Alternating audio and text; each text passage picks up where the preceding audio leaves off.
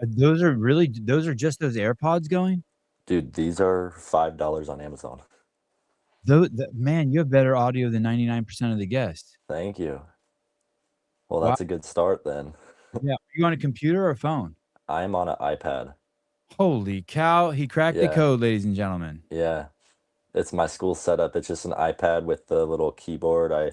I bought one that's refurbished. It was like $80 compared to the $300 Apple ones, and it works great. Dang, that's awesome. Yeah, How old are you, Maddox? I'm 17. And you're still in school? Yeah, I'll be a senior next year in high school. Oh, that's crazy. Yeah. That's crazy. That's crazy. Dude, do you look older than all like you look so mature already? What's going on with you? Yeah, I think I've always kind of gotten that. I've always seemed a little older, or looked a little older compared to other classmates of mine. Yeah, how tall are you? About 6 foot. It's crazy. I don't know if your parents ever talked to you about this, but it's so interesting how kids get treated differently. It's kind of hard for tall kids in the beginning because you get a Yeah, 5-year-old kid, and if it's a tall kid, everyone treats him like he's 10, and which is, you know what I mean? They put yeah, like these demands on him that a 5-year-old just can't do. yeah, And when we have a friend when he was the kid was 5 and my son was 10, and this kid looked older than my kid, and it was kind of crazy because the demands are high. Do you remember any of that at all? Being tall and people thinking you were older, like you were 8 when you were only 5? I don't think so, but I do remember like my grandparents would always forget how old I am. They'd always think I'm 3 years older than I actually was. I think I was 14 at the time. My grandma was catching up with one of her friends, and she's like, "Oh yeah, my grandchild, he does CrossFit. He's like 17 or something." Like no, not quite, but How old were you when your voice changed? Do you remember? probably middle school around Uh, maybe 13. Yeah, is that were you an early bloomer earlier than your Oh friends? yeah, for sure. Yeah, your voice is so deep too. Wild. Thank you. Yeah, yeah. You're welcome. It's already deep. If we did a testosterone test, I bet yours is twice as high, 3 times as high as mine. Where are you? I am in Richland, Washington, where I've grown up my whole life. Richland. Yes, I sir. know Seattle's on the coast, and then Spokane Yeah. is towards Idaho. Tell, Yeah. So I am about 2.5 hours south of Spokane. okay, is it rural? Um, Parts of it, yeah, but it's pretty developed where I'm at. But there is a lot of farmland over here. So do you see every day? Do you see like if you're driving somewhere? Do you see cows? No, not unless you're trying to, Okay, but so not on the everyday drive, no. oh, it is out there in oh, wow, you are really south. Yeah. It is developed there, huh? Like give me. You don't have an Apple store.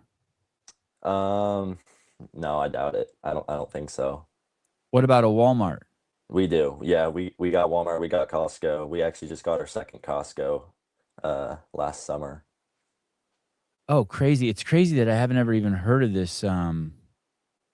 I don't think I've ever Yeah. met anyone who lives in that part of the country, and I met a lot of people. That's like no man's land to me. Have you heard of the Tri-Cities? So the Tri-Cities is Richland, Pasco, and Kennewick combined, and I just live in Richland, so it's those three cities. So a lot of people refer it to the Tri-Cities.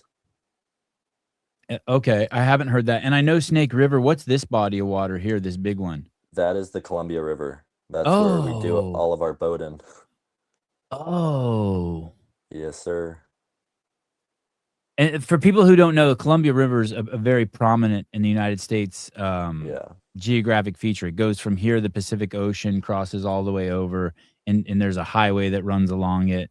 Yeah. The main border for Oregon and Washington. Yeah, that's even better said than what I said. Hey, does it snow where you're at? It does. Yeah, I don't think we got maybe one day of snow this past winter, but we've had plenty of snow days in the past. Are you at elevation? Not really, 400 feet, 450. Okay. All right. Yeah, Yeah.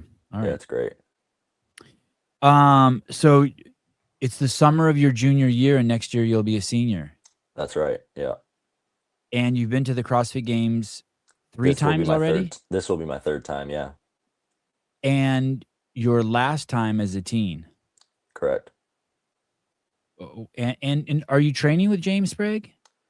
I got home actually this past Wednesday.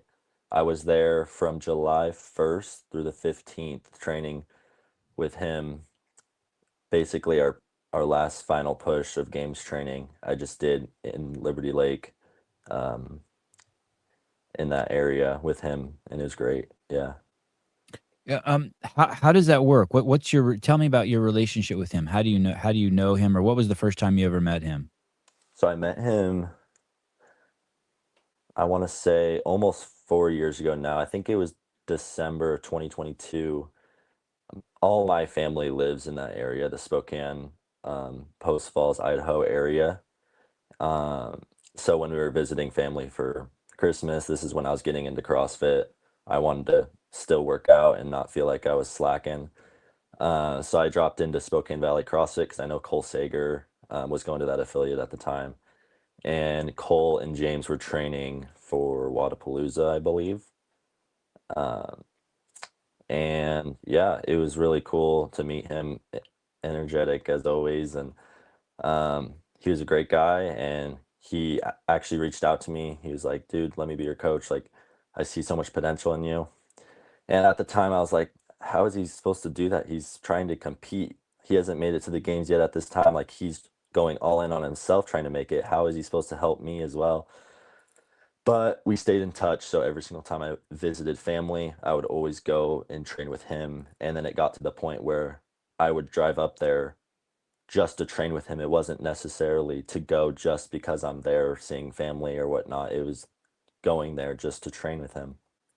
And so as I got to know him, I'm like, dang, this guy might be the only guy that could coach and compete. He has that much energy. He has, like, He he can does. make that happen. He can do Yeah. that.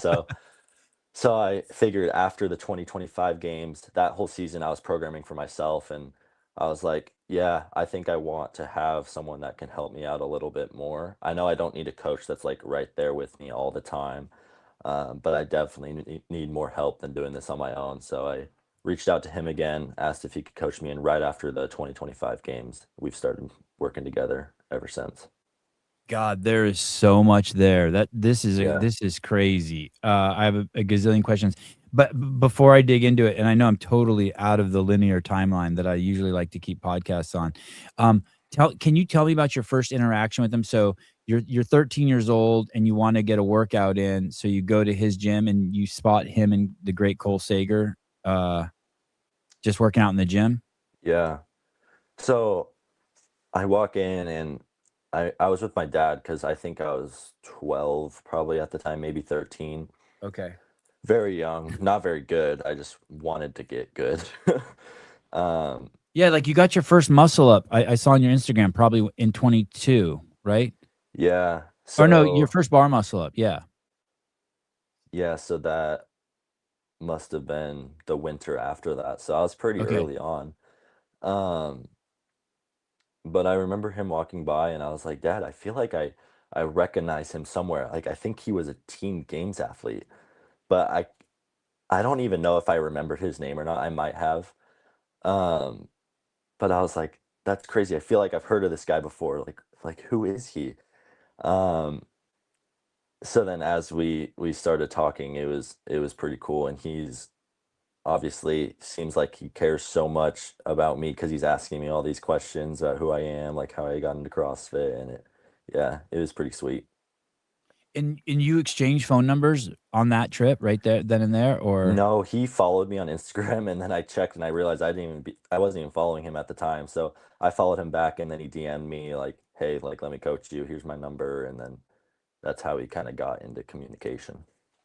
what a crazy story that's still at the beginning of the story. This one's going to have a crazy ending. This one's Yeah, going to be very interesting how this relationship unfolds. yeah. So, you basically coached yourself, Maddox, from then until last year? No, so I started with comp train pretty early on because Trista Smith she did that growing up before Adam started coaching her, and she was basically my biggest mentor as a teenager. She helped me develop as an athlete a lot, and so I started doing that. I convinced my dad to let me buy this comp train membership so I can start doing a little bit more skill Dad, can I work. use your And credit card? yeah, exactly. $39.99 a month. He's like, "Are you crazy?" Yeah, I think we were actually hunting. We were like dove hunting. I was like, Dad, can we please do this? Like, um, but so I started with that for a while, and then Mayhem reached out to me, where offered me like a free membership, and so I started doing some Mayhem athlete stuff, and I enjoyed that a lot. But then going into the 2024 games, I would do a lot of mayhem stuff, but then I would try to figure out different ways to program for myself for weakness work because all these tracks were just a general track. They weren't tailored towards me as an athlete. So I would figure out, okay, I need to do this many handstand push-ups. I want to write progressions for myself. And then after the 2024 games, I slowly just started doing everything on my own. So all the metcons, all the strength, all the accessories. And then after the 2025 games is when I started working with James. Um, going back a little bit, were you the first person in your family to do CrossFit, or did your dad do it before you? My dad got me into it. Yeah. Can you tell me that story? Yeah. Um, so Trista's parents, right? Her What mom, a small world, by the way. yeah, It's just crazy. crazy. Yeah. When I saw you were affiliated with James and friends with James, I was like, wow. And now Trista, obviously she's in that area. Does she live in your Yeah. town? She did growing up, but Okay. now she lives in Vancouver near Okay. Adam for yeah. But her family's still in your town. Like if you Her ran into family's her still dad at the here. market, that would be Yeah. normal. Okay. Yeah. Yeah. Um, so my mom was taught with her mom. They're both teachers. They taught together, and Tammy's Trista's mom. Tammy brought my mom into CrossFit. My mom didn't really like it a whole lot. It wasn't really her thing, but she knew my dad would love it because he's super competitive and he needed that in his life. She thought, and he she brought him in. He loved it. He's been doing it ever since. This was probably I don't know. I could be completely wrong, but 2012 to 2014 Okay. timer. So pretty early on, they actually opened their affiliate in 2009, but then Your had to shut parents it own an down. affiliate? No. Trista's parents opened it in Oh, oh, 2009. Yeah. okay. Ended up closing though in 2023. Uh, but yeah, my dad started doing it. He brought my older brother, and I into doing kids classes, and then my younger brother as he got older. It wasn't my favorite. It was only 45 minutes, and this was Trista's mom coaching the whole time. Um, it wasn't my favorite. It felt like a chore. Like my dad was making me go, and I didn't really want to, but he knew it'd help out basketball and baseball at the time because those were my two main sports growing up. And then And did it help? oh yeah, it definitely helped. Yeah. Didn't take it very serious. Didn't really know a whole lot about CrossFit as a sport. I didn't really know anything about that. I knew that Trista was good and that she competed, but I didn't know that it was a teenage division or that I could ever do that. Um, and then after COVID, so around 2022-ish, Sorry, Maddox. So you 2021. started CrossFit before puberty. Oh yeah. Yeah. That was probably 2016, maybe 7 years old when I started Okay. um, doing the So kids young. class. Okay, Yeah. okay. But then Interesting. I didn't actually start getting into it until early 2022. Um, and that's when I was like learning a lot more about CrossFit, and I'm like, okay, I could actually compete. Like I know Trista was like a crazy good athlete, but I didn't think I could actually do that myself or compete. So as I got into it more, I'm like, dang, I really love this. Like watched all the CrossFit documentaries, and it really just got me like, okay, like I want to do this. I want to quit all my other sports and just go all in on this. For all the parents out there, because you're telling an interesting story about not you didn't want to go, it felt like a chore. How did your dad get you to go, or were you pretty disciplined and you just did whatever your dad said for the most part? I want to say I just kind of did what he said. Like, okay, yeah, I know. He always reminded me like it's only 45 minutes. Like, it's not it's not like you're gonna be there for 3 hours and it sucks. And I know the way it was set up, it was very very easy and a quick little workout. And we would always play a game after to try to make it fun. Um, but I don't know why I didn't enjoy it that much and why I love it so much now. But I mean, there's plenty of things I haven't liked doing as a kid, and I just love doing now. So I Right, mean, right. I'm Wait, just getting older, and yeah, wait till you're old and you yeah, all sorts of shit. You're like, I'd never wear a hat like that. Now you're yeah, like, oh yeah, I'll wear that thing. yeah, exactly. um, uh, do you remember maybe not wanting to go in the beginning, the drive over, you're kind of a curmudgeon, but do you remember any of those feelings by the time you were done feeling better, even as a child? Like being like, okay, Yeah, like by the end, there was kind of some sort of emotional evolution in those yeah. 45 minutes. It's kinda the same thing that happens when you get done with a run. You're warming up, you're starting your run, and you're like, "Oh my gosh, I hate running, I don't wanna do this." In the middle of the workout, you're like, "This sucks." And then when you're done, you're like, "Dang, I feel so much better about myself, like, I just did that and I didn't want to." That kinda runner's high. So that kinda always stuck with me a little bit after. Like, I felt better about myself, um That but is yeah, the I never that is really ever wanted to. that's the same thing with, as you're older, you have to do it, so you do it or you enjoy it. But yeah, that is true with my kids every time. Like, if I ask them after every workout, "Are you glad you did it?" They look at me and smile and they go, "Yeah, Yeah, thanks for making me do that." Like, all yeah. 100%. Another good one, Christine, a phone purse, yes. You would never get one when you're 18, and at, 45, you're like, "Yeah, I'll take one of those." Yep. All that weird shit that that you make fun of old people for, it comes back to haunt you. Um, so, did you get into the gym at 7 years old, you said? Yeah, probably around. And then in those years between 7 and 13, how often were you going with your dad? Was it just something you did on weekends with him? So I would do the kids class was Monday, Wednesday, I believe. I could be wrong. Were you Um, homeschooled? no, No? never Okay. homeschool. Yeah, So you do always it public after school. school? Yeah, after school. Um, Yeah, I'd hate that but too. You're like, "I wanna go home." Yeah, I'd yeah, hate that too. but it was always out of the sports season. So if I was doing basketball, I wasn't doing it. If I was doing baseball at the time, I wasn't doing it. This was always whenever I wasn't doing sports at the time. Um, And it wasn't like I was there every Monday or every Wednesday. There was definitely times where it was, like, on and off, like, okay, I went for a couple weeks and then kinda faded away, and then my dad got me back, and then whatever. And then before COVID, I think, still didn't know much about the competitive side of CrossFit and doing all that, but I started going with him at 5 in the morning before school, and this was the adult class that I would go to probably 5th grade, and my dad was always like, "Okay, if you wanna do this, I'm not gonna wake you up for this because I don't wanna make you do this, but if you're up and ready to leave by the time I am, then I will take you."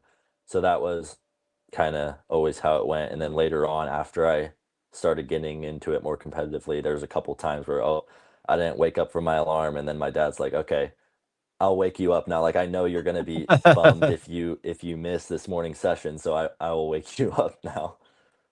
And so why did you go in the 5th grade? I know that my kids are around that age, 4th to 6th grade now, and all of a sudden, like, they wanna do everything I do. Was it that age? You were in the 5th grade and you just want like, you're like, "Hey, if dad's doing it, I'm doing it?" Yeah, probably, and also, I think it just made me feel better about myself that I can do hard things. I can wake up early as a 5th grader and work out with all these old folks. Yeah. That's cool. What a good job your dad did. How old is your dad now? I think he'll be turning 47 or 48 in December, Oh, he is around not there. he didn't get old yet. He got a couple years. Yeah. Do you still train with him? I'll work out with him when I can. Yeah. You ever make him go when he doesn't wanna go now? Oh yeah, I try to get him to do some of my training with me for sure. Yeah, it makes it a lot easier too. Like working out with other people. Like most of the year, I'm working out by myself. There'll be people around me, but working out, like doing the workouts by myself. So it's fun to drag him in with me a few times when I can. Hey, just remind him if he ever tries to push back. Just remind him, hey, you're not going to be able to do this with me very much longer. Yeah, Yeah, exactly. like I'll be sitting on the couch. My kids are like, "Let's go work out or let's play ping pong," and I always tell myself, "Oh shit, I better." Even though I don't want to do it at all, I better go do it. And it's the same thing every time I do it. I'm so glad I did it. He's like, "Dad, you can just sandbag." Yep. And then tell me about your first competition that you ever did. First ever competition was the pit team throwdown. Actually, yeah, And that's the big one. That's the big one for that's kids. the biggest teenage one other than the CrossFit Games. Yeah. So that was 2023, first ever competition, and man, like that was probably the best competition I ever could have put myself into. It definitely set the expectation pretty high for all the other comps because they did a great job like making us feel like CrossFit Games athletes the way they did everything in the broadcast because that was the year they were um, considering separating the elites and the teenagers for 2024. So they did a whole live stream for the pit team throwdown to kind of prepare for that following year when they were separate. So they did all the live streaming. They gave us a jersey with our name on it. They gave us the plaque, like all that stuff. The events we did were sick. We did a trail run. We had swimming, like all these. We did biking even. It was pretty dang Wow. cool. Yeah, Wow. You did the 2020 games before, or the 2026 games before they were the 2026 games. yeah. Um, and how did you do there? I won. You did win. Yeah, yeah. Did you think you were gonna win? I definitely had my expectations there for sure. There was a lot of solid athletes who I'll be competing against at the games this year as well. I think about four of them who were there. I'm also going to be competing against. How was it going from two team sports? You said you were baseball and basketball. How was it now? Just when you did that first competition and you're just out there by yourself, it's all you. It's all Maddox. I think I was training for a pretty long time before that, and I watched so many of the CrossFit documentaries on repeat. It kind of felt like I've been in it forever. Like, Mm. okay, this is normal. Obviously, the nerves were crazy high. I was 14 years old competing for the first time in a Michigan across the country. Um, but no, it felt pretty normal. Like, okay, this is good. Like, this is my first ever solo sport I've ever played, but it still felt pretty normal. Like, it felt good. And that preparation, although you were, you mentioned, having influence from Comp Train and Mayhem Yeah, and things like that, and Trista. Um, at this time, really though, you're managing yourself. Like yeah, every workout, you're looking at and adjusting, and you're your own coach. yeah, exactly. I haven't had like a coach tell me a strategy or sit down with me until I've been with James. So it's been kind of like there's been countless numbers of podcasts I've listened to trying to gather up all this information to help myself be the best athlete I can be. So I'm confident now that if I don't have someone right there next to me, which obviously at the games, James is going to be competing, he's going to be focusing on himself. Luckily, we have all of our events given to us, so we've already talked about them. We have good strategies, but I know I'm confident enough that I have done enough research. Know enough about CrossFit and about the sport that I can manage things on my own as well. How many comps do you think you've done since that first one in totality? I mean, like opens and semifinals and all that, and in person, all of them combined. You think you've done 30? I don't know about 30. All the in-person ones, I've done Wadapalooza 3 times. I've done the this will be my third CrossFit Games. I did NorCal this past year. Um, Probably 15, maybe. I've done some local comps as well. Anything that stand out to you that you've adjusted and that you've carried from that's so different from your first competition to the one you do now? Like whether it be like how much more you eat or drink, or that you pace yourself now, anything that you're like, God, I can't believe I did that on my first competition and won. Um, Eating is definitely a big thing, but I think what stands out to me is I would be so focused on other athletes. Like, for instance, okay, we're doing a workout, power cleans or whatever, and I see this guy, oh, he has a belt on in the crowd. Like, should I go grab my belt? He's doing that. He's pretty good. Instead of just trusting what I do and what I've done, I always look at someone else. Oh my gosh, this guy's huge. He's probably gonna tear this workout apart. Like, no, I just gotta focus on myself and do me. I can't worry about other people. That's a good point. Do you still look at other people, but then have a more honest evaluation of whether you should be influenced it by it or not? Let's say like you see someone move their chalk to the finish line. You're like, ah, that I saw him do that. That's smart. I'm going to do that because we're going to need it there. So like now you're better at discerning what, instead of letting it get in your head, you're better at picking what, details Yeah. like that.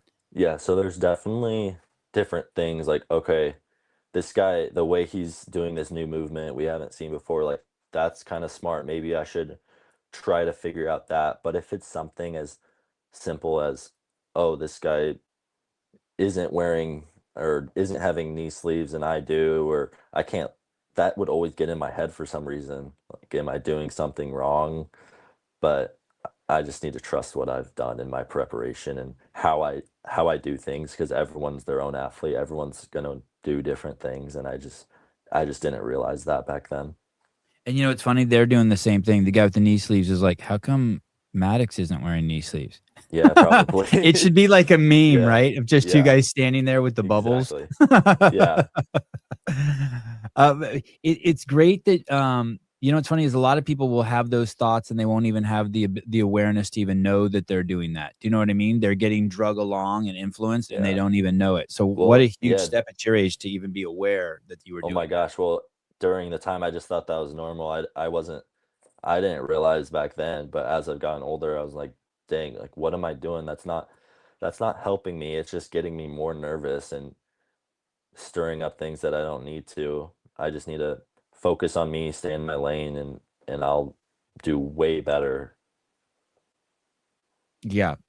Um, and then so you win that. That's a pretty that becomes a high bar to set, right? Because the pit throwdown, that was that the actual CrossFit Games that year? No, they hadn't affiliated, but it still is the pinnacle kind of the sport, right? Yeah, it wasn't the CrossFit Games. This was about a month after the CrossFit Games. I was actually 4 spots short that year. They only took 10 in 2023. I was 14th.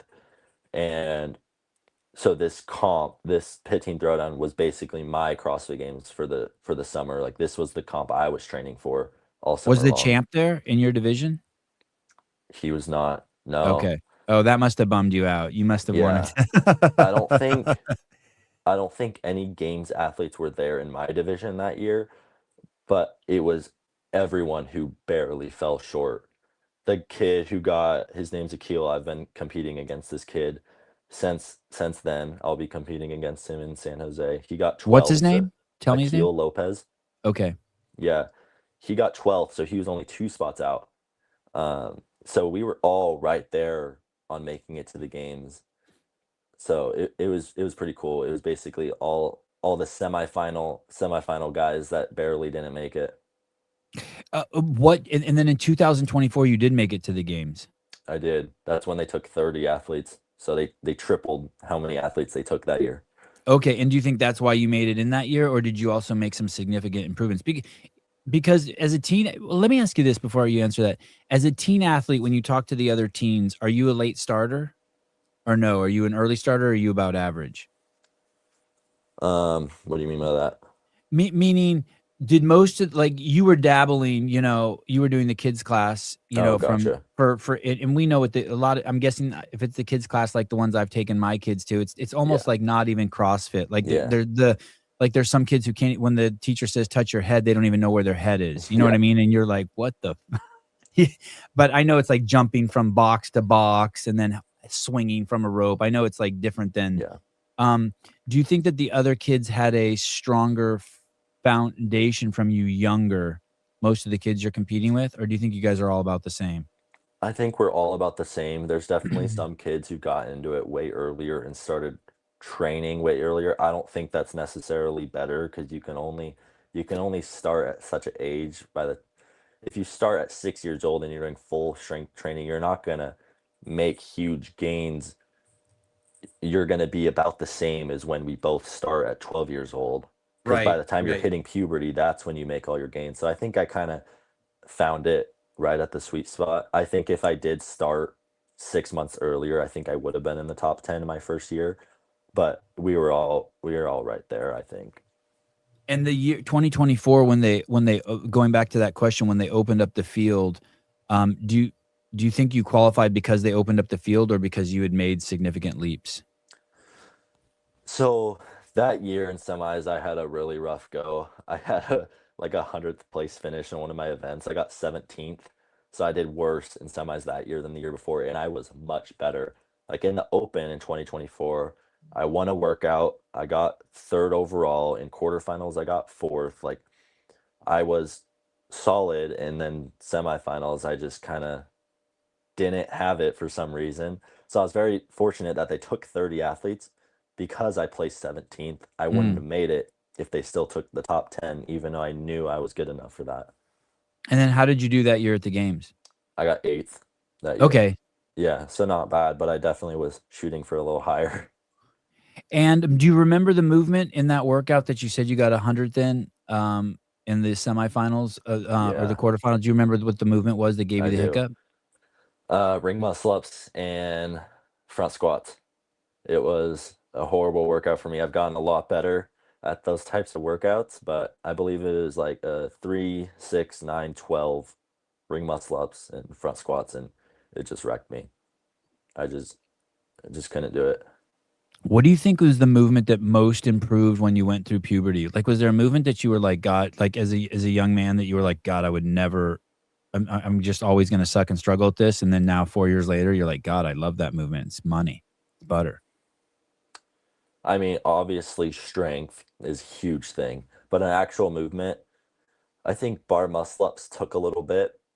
And then I had one little like cue someone told me about bringing my knees to the bar instead of like a ring muscle up, you're more thinking about popping your hips up to the rings. A bar muscle up's kind of more your knees. Mm. And once I learned that, it was just money from there. And I've been able to do them so much easier. Who gave you that cue? I think someone at Fort Vancouver, because I was training with Trista. I think this was after one of the open workouts in 2023. They have a compete class there, and I think it's an hour and a half long class where you do two Metcons and that's it. So you do a Metcon, rest a little bit, reset, hit another one. And there's bar muscle ups in one, and I think someone there, I couldn't put a name on it, but helped me out with that, and it's helped a whole lot. Did she used to just blast you at workouts? Like if you worked out with her, you're like, okay, I'm gonna get just destroyed. Yeah, all the time. We would always use the same weights, and she would always crush me. God, how fun that you had a rabbit to chase. Yeah, Are you still friends with her? I am. Yeah, Yeah. Yeah, that's cool. yeah, Um, so okay, so 20, that was 2024, you took 8th. yes, sir. Okay, and then what happened? Tell me about the 2025 season. 2025. This was my first year in the 16-17 division, so I was 16 years old on the younger end.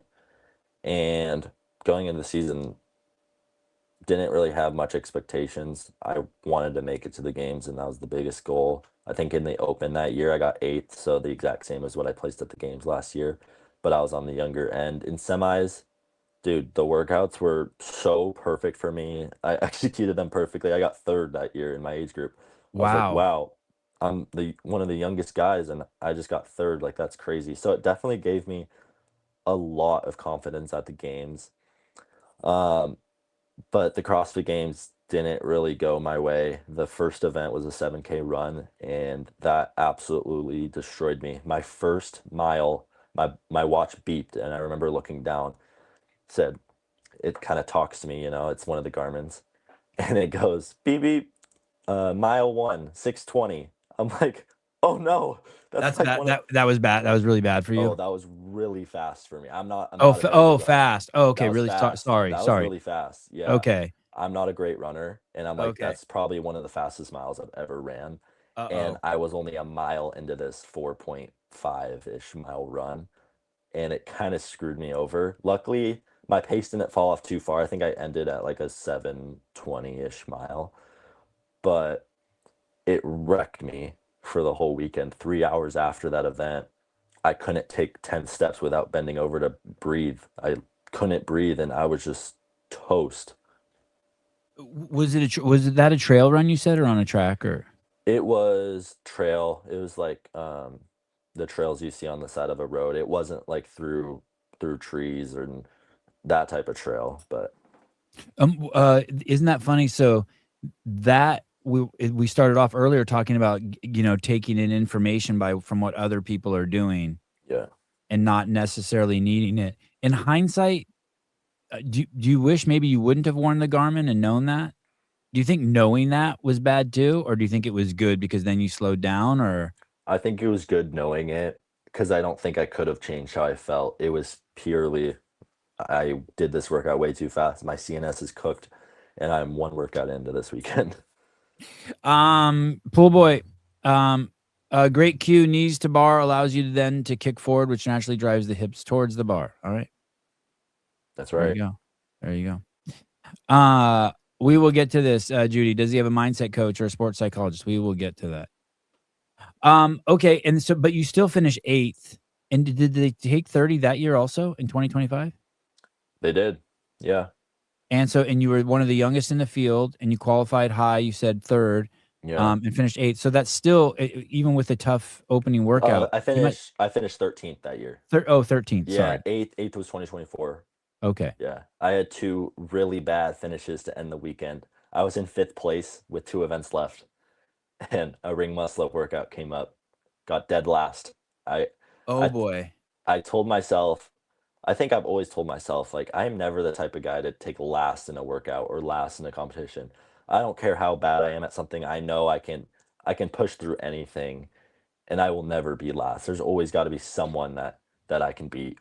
And I didn't have it. I was failing ring muscle ups on like my third round. It had like six every round and I was failing some and it was horrible. I couldn't do them.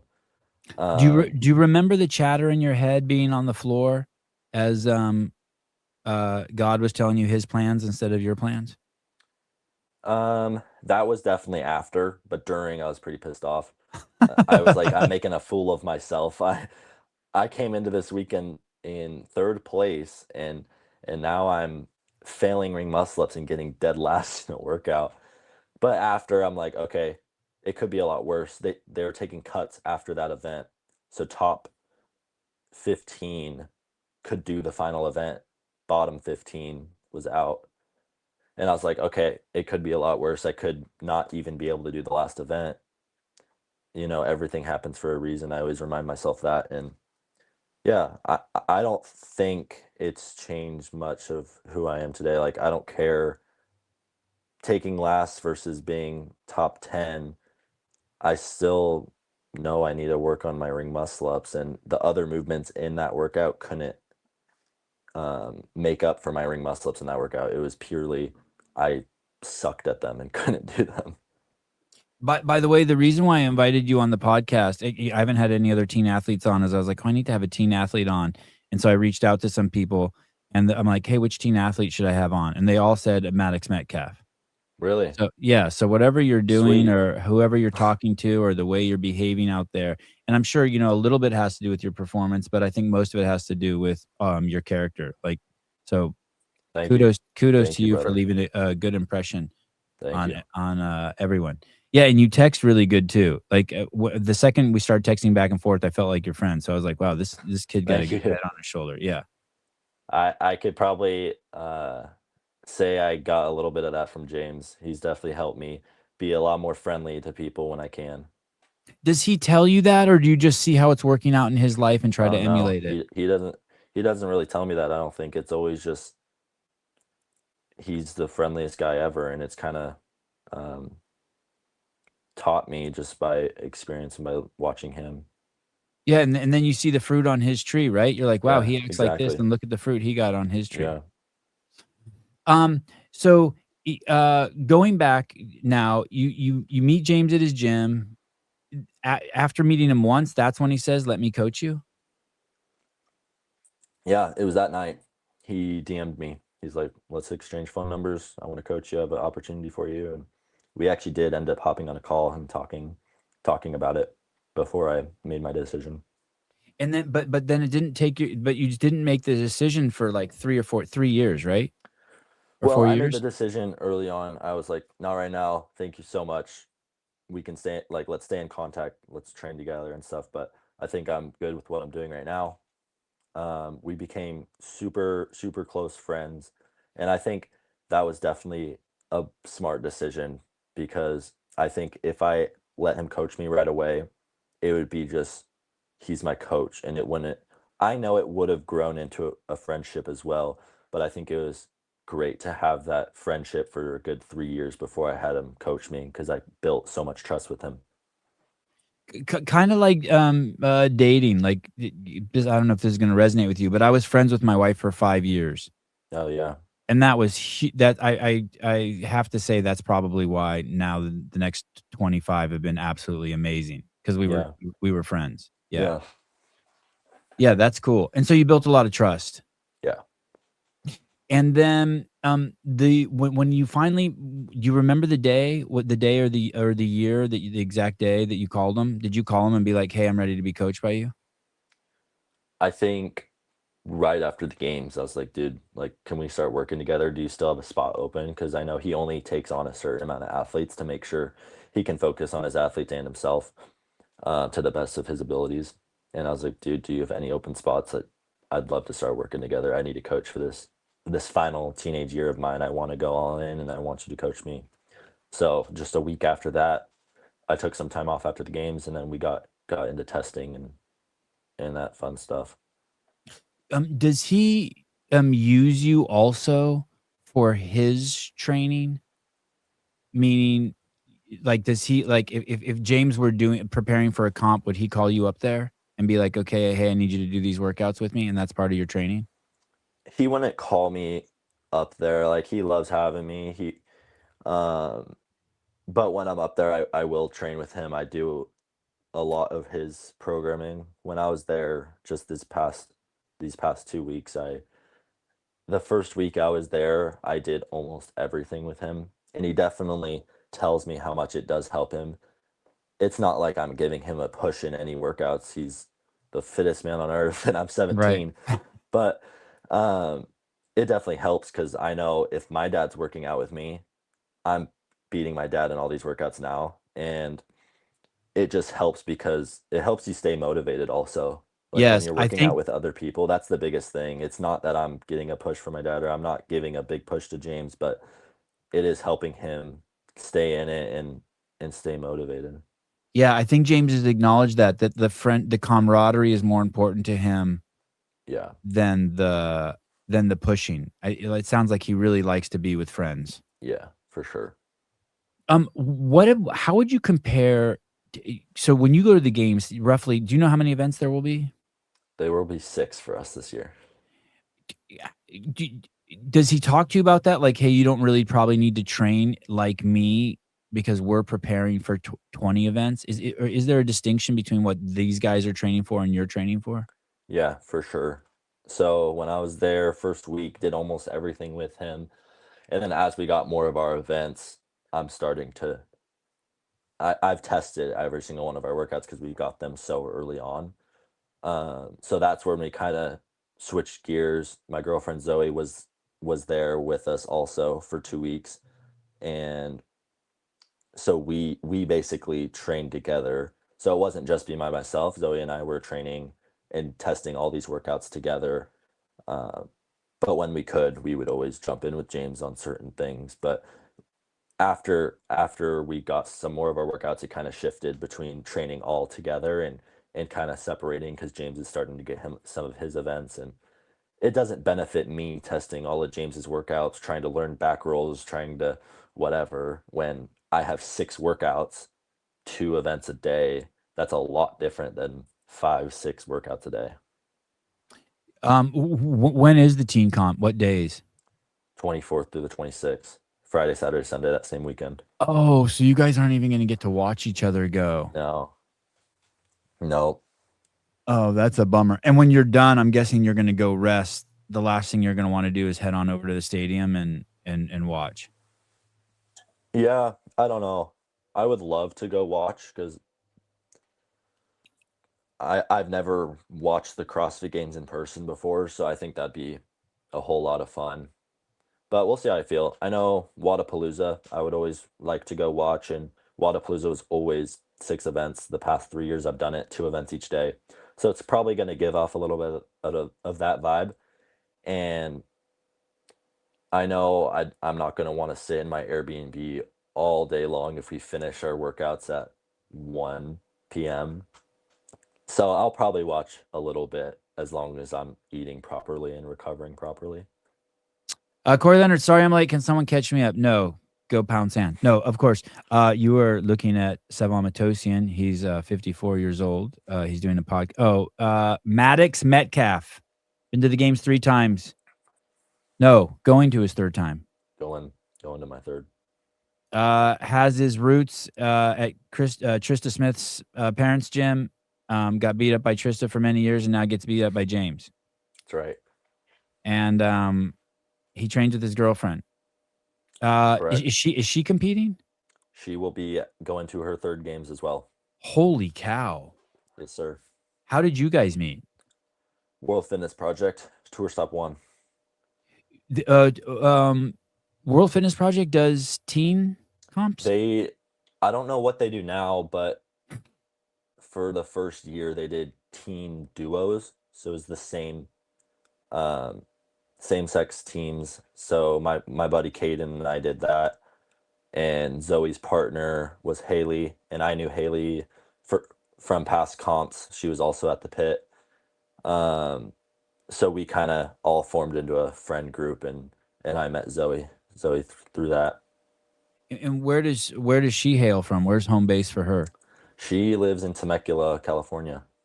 Oh shit. Yeah. The motorcycle capital of the world. Wow. Yeah. Does she ride motorcycles? She does not. No. Oh, she knows someone who does.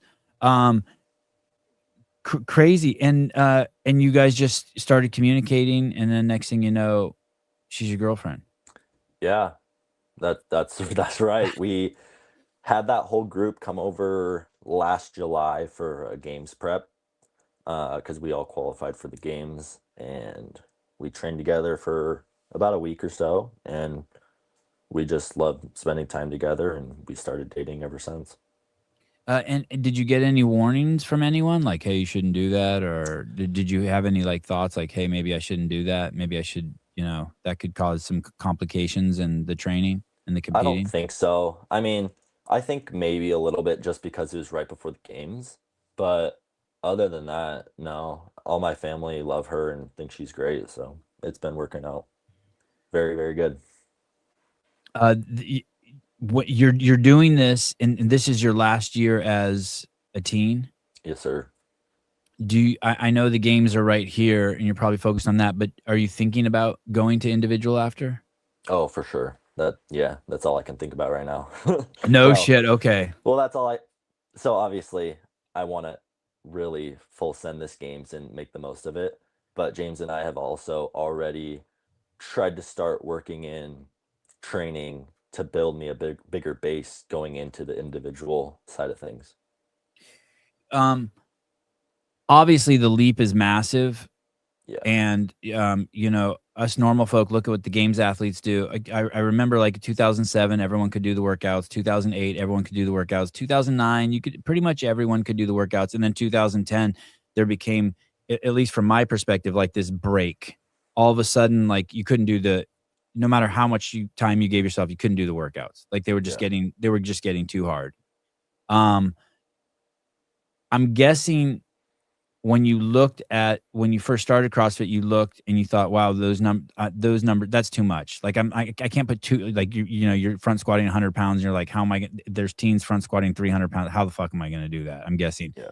and then you close that gap and it's in your recent memory. Now you're one of those guys that younger boys are looking at being like, "Hey, how am I going to do that?" Does any part of looking going individual be like, "How am I going to close that gap?" Like, how am I going to take 30 seconds off my mile time? How am I going to how am I going to take a minute off my 30 muscle ups for time? Like, do any of those you look at and you're like, how is that going to be possible? Or are you like, no, I just did it in the last 5 years. I can now do this. I think early on, there was definitely a lot of that, even just like in the teen division when I was first learning how to snatch and I had like 75 pounds on the bar and kids are snatching 225 at that age. And I'm like, how the heck am I supposed to even put a 45 on each side of this bar? Yeah. And just so scared of that.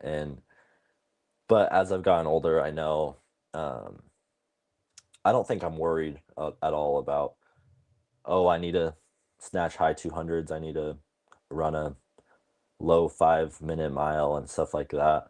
I think it's definitely doable. And it really just comes down to time. It's not, you can't work 3 times as hard and expect to get those results. It's more about the quality of what you're doing and just trusting God and letting time uh, let time set in and it'll happen. Quality of workout, trust God. Good advice. Let me ask you this. Let's talk about running for a second, just in general. You see that the best guys almost all across the board are good runners. Oh yeah. And I don't know if that was like just common knowledge, 10 years ago, but now I feel like it is common knowledge. Like you could be great at everything, but if running's one of your holes, you're doomed. Yeah, for sure. Do you and James talk about that, or do you know that, and is that like something that you make a priority, running? Yeah. So I'm not the greatest runner, but we've been doing a lot more of it. I've been running 3 times a week for since I probably started working with James. So I've definitely seen a lot of improvement. And James has even told me he thinks running right now is getting to the point where it's just as important, if not more, than lifting all the time. You need to be very good at running if you want to be competitive. But obviously, my goal is individual. And so I will continue to run and get better at running. But this year at the CrossFit Games, we have no running. So You guys have no running as we have no teams. running. We have shuttle runs, but other than that, no, we don't. What's the shuttle? Can you tell me what did the shuttle runs look like? We got 5 shuttle runs, which is down and back, 40 feet down, 40 feet back is one. We got five Okay. shuttle runs, 9 bar muscle ups, down and back handstand walk, 6 bar muscle ups, handstand walk, 3 bar muscle ups, handstand walk, 5 shuttle runs. Wow. Okay. Yeah. All right. So for you, even though you realize that it's like huge for entering individual and doing well at the games, if you're going to be top 5 at the games, you're going to have to be Oh, insane yeah. runner. But maybe you put a little bit of it on hiatus, is what you're saying, as you approach your event. A little bit, but honestly, not too much. We maybe toned it down a little bit once we figured out we weren't running, but it's only been a week and a half, I think, since we figured out we're not having a longer run. But I know all the running I've been doing is going to help me on the other events no matter what. It build my aerobic base a lot more and it'll help me breathe better. Um,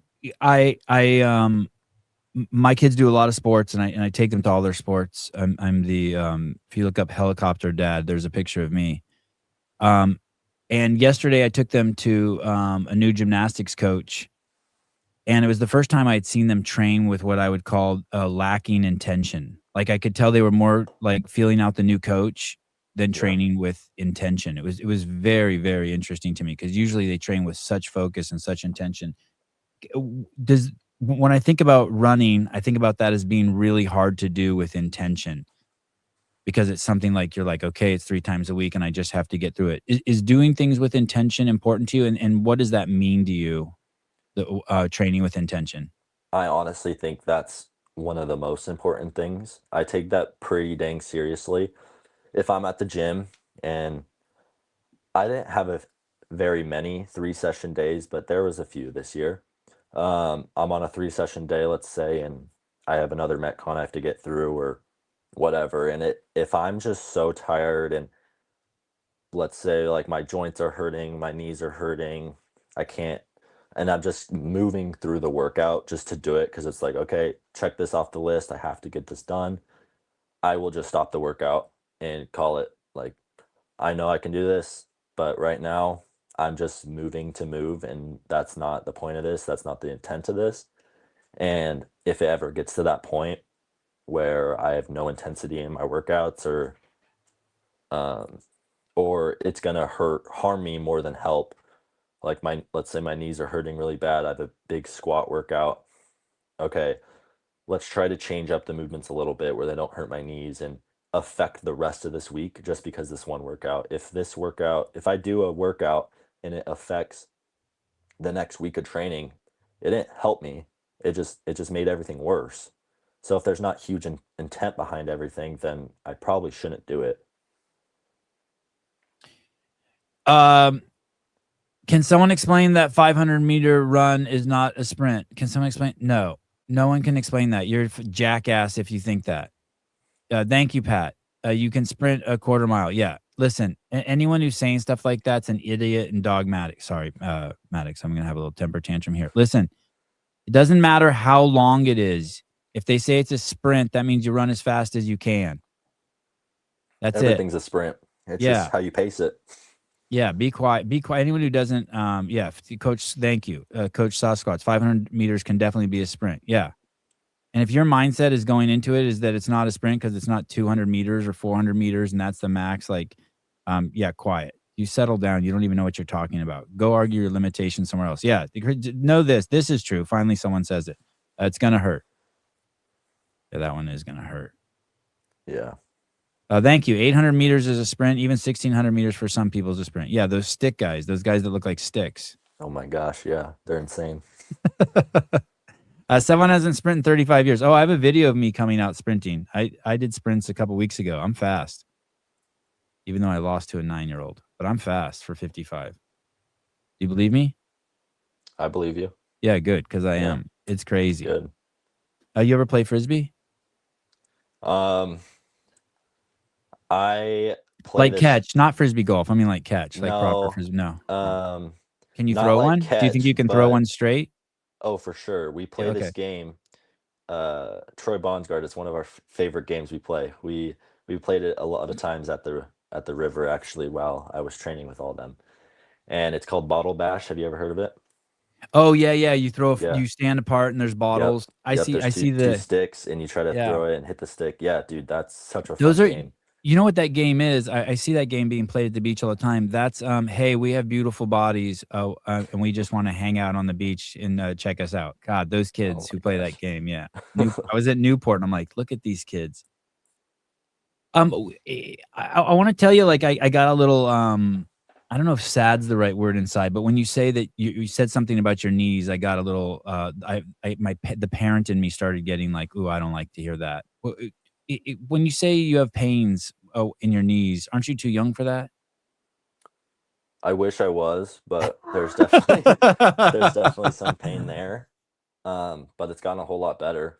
I'm just trying to not overdo it, not Do you think they're squat too growing much. pains, or do you think they're, do you think it's just lifting and growing combined and that they'll go away? Or what do you think is at the root of the pain? I honestly don't know. I think it could be some growing pains, but I don't think I'm growing much anymore. I think early on it was, but now it's more of a when I squat too much, they just kind of hurt a little bit. I got the James Sprague touch with the knee pain. If you were your own coach for so many years, who gave how did you learn how to move? How YouTube. who YouTube, so you would just watch, Yeah. hey, over and Yep. over. Yep. That's right. Like, literally have your phone out at the gym and be like, "Okay, what's this thing? A snatch. Okay, what's a snatch is like you to your chin? No, no, it's overhead." And then you would just like, Um, because I mean, that's how we did it in the old days too, and there were, like, very yeah. few videos to see. So all the coaches at my early at Fallout CrossFit when I first started would help me. My dad would help me. He has his L1. Trista would help me. Their parents. All the coaches at the gym I'm going to now. which is Natural Selection CrossFit. Those guys would help me, but the biggest thing was YouTube. That's how I learned how to do a pistol squat. That's how I learned how to handstand walk. It's how I learned how to do a ring muscle up. Um, yeah, but obviously, when I'm trying to do it in person at the gym, a lot of people are trying to give me little tips and stuff. Um, um, do you keep a journal? Are you keeping track of your progress? I have this app in my phone. It's literally called PRs, and you write in the workout or the lift, and you can write down the date and see all the PRs I've ever hit on every A- lift. And how long have you been doing that? I think since I started, I always wanted to kind of track that and see. So I have a lot of um, different data since I began. Yeah, that's crazy. Hey, that will make for some funny Instagram posts. Oh yeah, when I And check it and it's like, wow, I my max clean and jerk was 165. yeah, or even before, like the first time Yeah, you did it. You know what I mean? Like you're yeah, saying, like, hey, here yeah, I started at a 75-pound snatch. yeah. Yeah, that's crazy. Do you think that have you taken your level one? I've not, but I would love to. I just gotta do some fundraising because they're pricey. Dave at CrossFit. Email him right after the games. Dave at CrossFit.com. Don't be just ask. Just be like, yo, can I get a level one? I'm a teen athlete. I will sure try. I know my girlfriend tried and it did not work out, Keep but keep keep trying and be I like, will and just try. tell him, hey, we have mutual friends. I'm friends with Sevon and Trista. I'll try that. I'll try that too. And you should tell him like, hey, if I don't make it to the games the first year, I'm just sign me up for a demo team too. Yeah, Get it I would all love to be a part of the demo team. That'd be sick.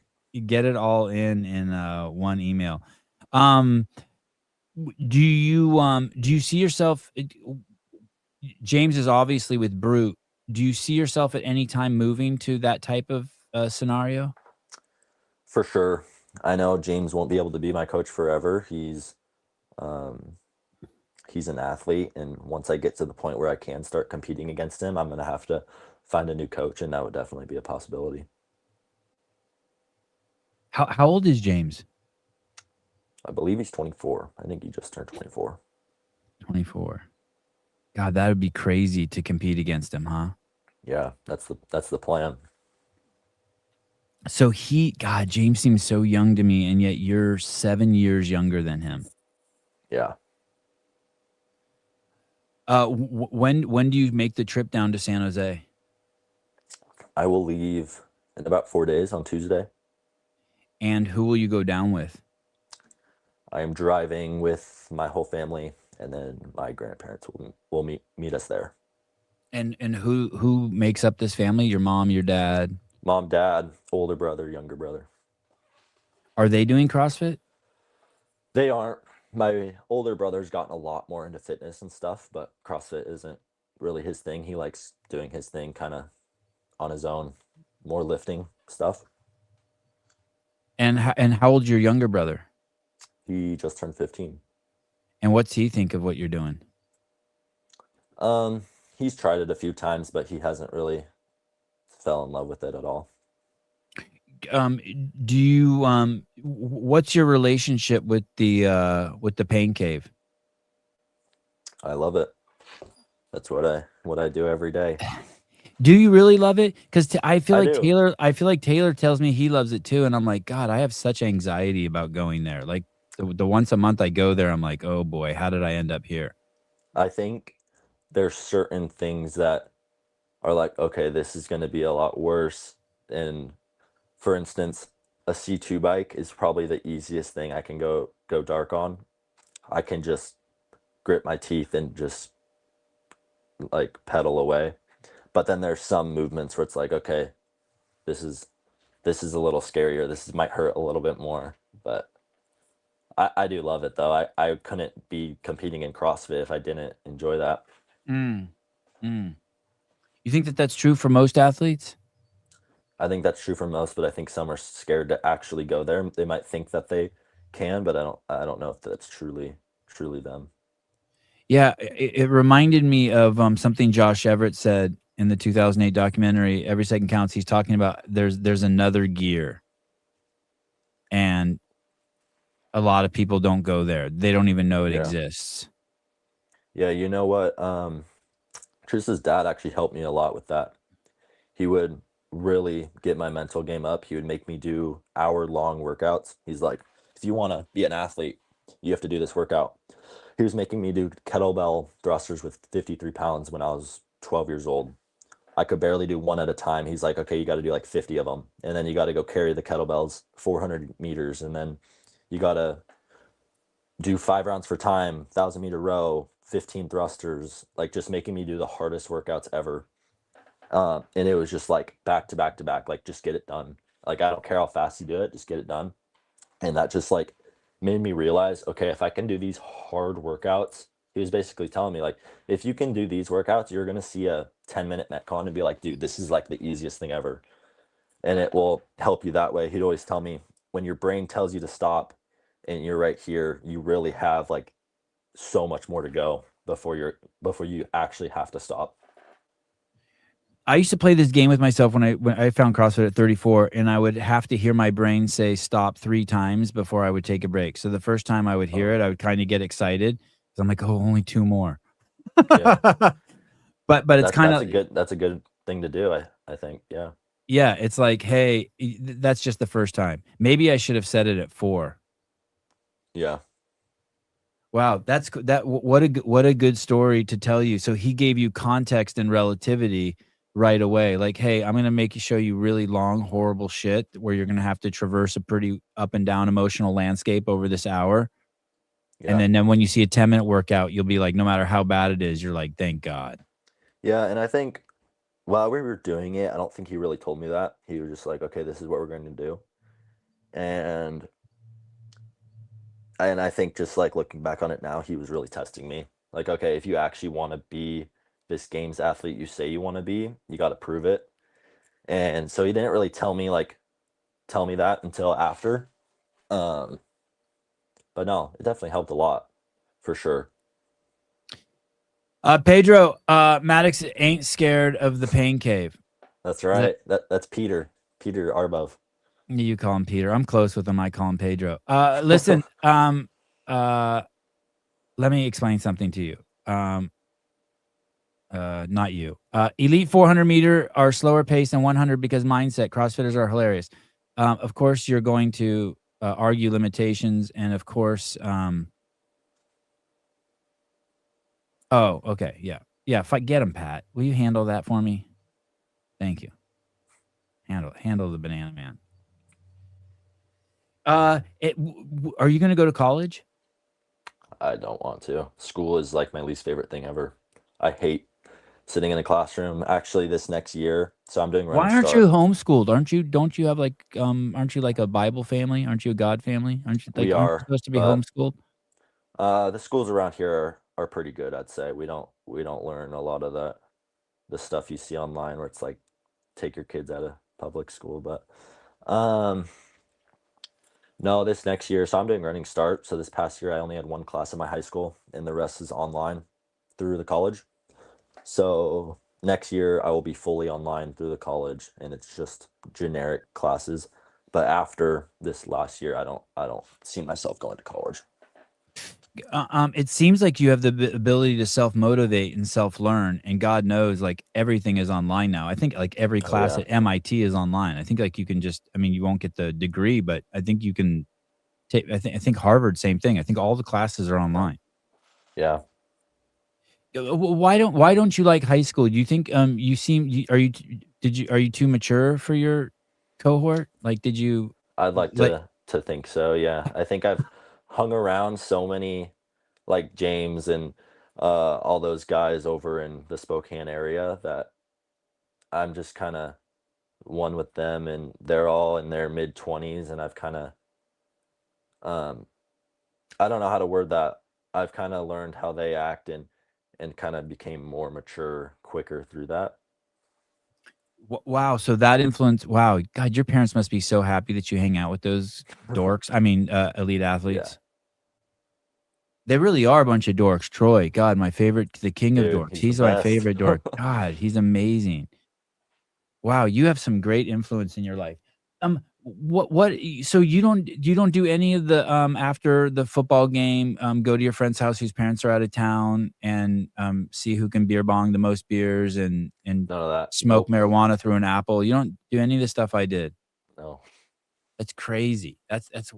What do you do? Do you go to the football game on Friday night? Um, I did for a while, and then I slowly stopped. All the friends I had in high school kind of, I knew they weren't right for me. They weren't right for my mental health, and they're all just kind of toxic most of the time. And I didn't want to be a part of that. I found great friends when training with James and all my CrossFit buddies that I'm good where I'm at right now. I'm trying to picture you at high school. Are you pretty quiet there? And I mean, obviously you're a giant human, but do you just kind of stay under the radar, walk through the halls quietly, and go from class to class? Um, Kind of depends who's in my class. I could definitely be a pretty loud kid. Get told to shut up a few times by my teachers, but um, yeah, it just kind of depends. I'm not the loudest for sure, but um, I don't like just sitting in class and being quiet for an hour straight. So I'll definitely start chattering and stuff. Oh, where do you go at lunchtime? This is going to be my. I'm judging you heavily here based on what I know. Which kids go where at lunchtime? Where do you go at lunchtime? So lunchtime, these so last year I didn't have lunch in my high school since I only had one class. Ah, But the year before, I'd kind of just go um, wherever my friends are going. We have off campus lunch at our high school, so we can go wherever we want. Um, wow. yeah. So Dude, my wherever high that school was might like be. a lot. My high school was a lockdown, but like the cool kids hang out in the quad, dorks hang out. The kids were going to college, went to the library. Um, Yeah. I was just always trying to start a food fight. You ever started a food fight in the cafeteria? No, but we would always here, hold on. I gotta unplug these. My can you hear me? Yep. It might not be as good, but I gotta plug in my iPads and I only got one port. All right. Um no, in middle school we would always have you ever done the thing where you get the Ziploc bag, fill it up with air, put like a piece of food on the inside and then you hit it down and it just flies? Oh no. No, we would do that a lot. It was a lot of fun. My senior year, what my friends and I would do is we would get gallon-sized Ziploc bags and we would go into the bathroom and pee in them and fill them up. And, then the bell would ring and everyone would come out into the narrow halls and we would lay the Ziploc bag down on the ground and no one's looking where they're walking. Oh So my it would gosh. get kicked like 50 times until finally someone stepped on it and peed and urine would go everywhere. That's crazy. I, I wish, no, I was gonna say I wish I did what you did, but that was fun. I Yeah, I'm there was a sure. there was a lot of tension there. Leah Frazier, he's a good kid. Much respect. Just paid $29 for Flow Elite. I'll be watching for this kid. I don't want to miss a moment of the games. No one gifted me $3,000. I don't know what Thank that means. you. Yeah. Thank you. Do you have a job? I help out my gym. I clean equipment. And what's that look like? Well, like how many hours a week is that? I mean, it hasn't been much recently since I've been gone training, but I try to get in for a few hours every weekend. Do you ever talk with like what about when you are you going to move out? Are you going to stay home for as long as you can? Do you think about what you're going to do in the future? I really want to move out, but it's mainly a money thing. I need to find a job once I graduate high school, and I would love to move over to the Spokane area or whatnot, Uh but yeah, I was going to say why would you want to move out? I think moving out's yeah, so overrated, but I guess you want to be closer to Troy and James. yeah. I mean, I love it here where I live, but and it's not a bad drive either. It's about 2.5 hours, and all my family lives there, so I have plenty of options to stay with my grandparents or whatnot over there. Um, but I would love to make that home full time. You have a good relationship with your grandparents? I do. Yeah. God, that's awesome. Man, your parents did you right. Thank you. Yeah. Your parents did you right. Usually kids at your age would be like, "Yeah, I have no interest in my grandparents." No, I'm a big family guy. I love my family a lot. Yeah, that's really cool. Um, uh, so in your ideal situation, you would move closer to where the training is so that basically you didn't have to make the drive and you could immerse yourself even more in it. Yeah. Well, Um, on the Idaho side, not Washington. Yeah. and and what would your parents think about that? You think your mom and dad are stressed out about you leaving? I don't think so, especially that that's so close and all my family's there. Just get them to go up to the river more. My dad's parents live on the Spokane River, and so that's where we go in the summer and boat and hang out on the water, and it would just get them to go there more. And I think they'd be down. I know they've always talked about moving back over there because they both grew up in the Spokane area. That's why all their family's there on both sides of my family.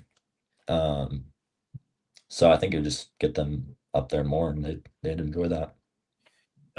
Is Zoe coached by James also? Yes, sir. And did you make that connection? Yeah, for the most part. But she definitely wanted a coach and figured that'd be the best option. Damn. Boy, your story is gonna be fun. You got a lot of shit coming up over the horizon. A lot of fun, like all fun stuff. All fun stuff. Okay. You look at the events. What's the mindset going into the this next upcoming weekend? Not tomorrow, but the following weekend. What's the Goals plan? to What's your win. mindset? Yeah. But I mean, I'd be stoked with a podium finish. But I mean, you shouldn't be going into any competition without like, dude, I want to win. Like, why are you there? I know obviously if you're a rookie at the Elite CrossFit Games, you're not going to be like, I'm gonna win. But obviously everyone wants to win. But I do think I'm very capable of that. I don't think I've ever been so confident in my preparation ever. I did everything I could. I literally went to go train with the fittest man on earth for 2 weeks straight just to prep for this comp. Um, so I know my preparation is there and I'm as ready as possible. How granular do you look at the? Obviously, you're looking at the workouts, but do you also look at the field and be like, okay, I can take second in this one, fifth in this one, first in this one? Do you do that? Do you play those games in your head? Oh my gosh, last year I did that like crazy. I would write down like my guess. Okay, what place am I going to get on all these events? But I'm just trying to stay away from that this year. That just gets me so focused on other people and like, oh, this many people are going to beat me. No, just if I do my best on every workout, that's all I can do. And I can't control what place that's going to be. But then I guess that's a great big picture perspective.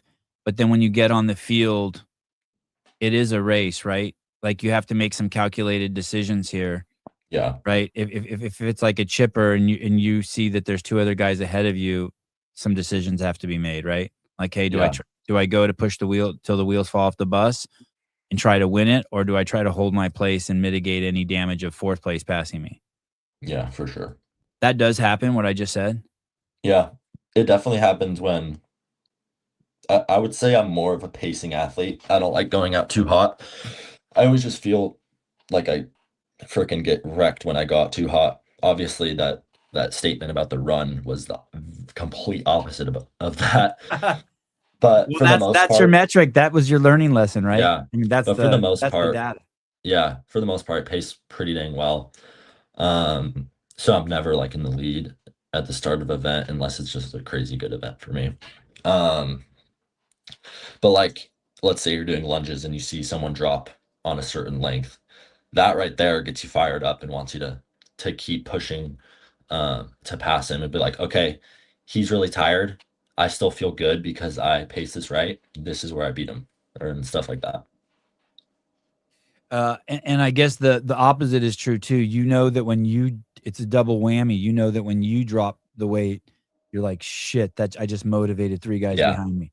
Yeah, and you never want that to be you, ever.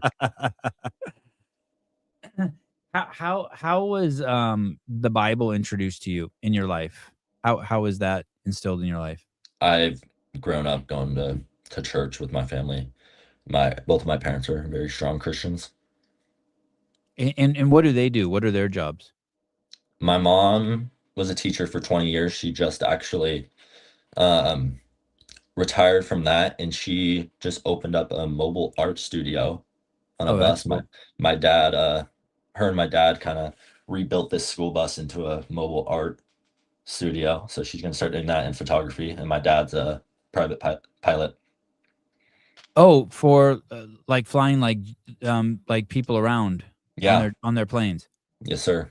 Do you know what he flies? Does he fly for one person in particular, or does he fly? Is it more of like He flies for three people, three main people.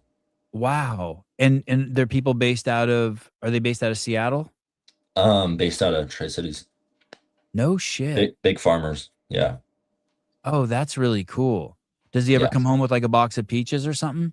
Oh yeah, all the time. Yeah, Yeah, that shit is cool. Wow. yeah, So it's feast or famine the time with your dad. There's times where you're with him a ton, and there's times where he's busy as shit.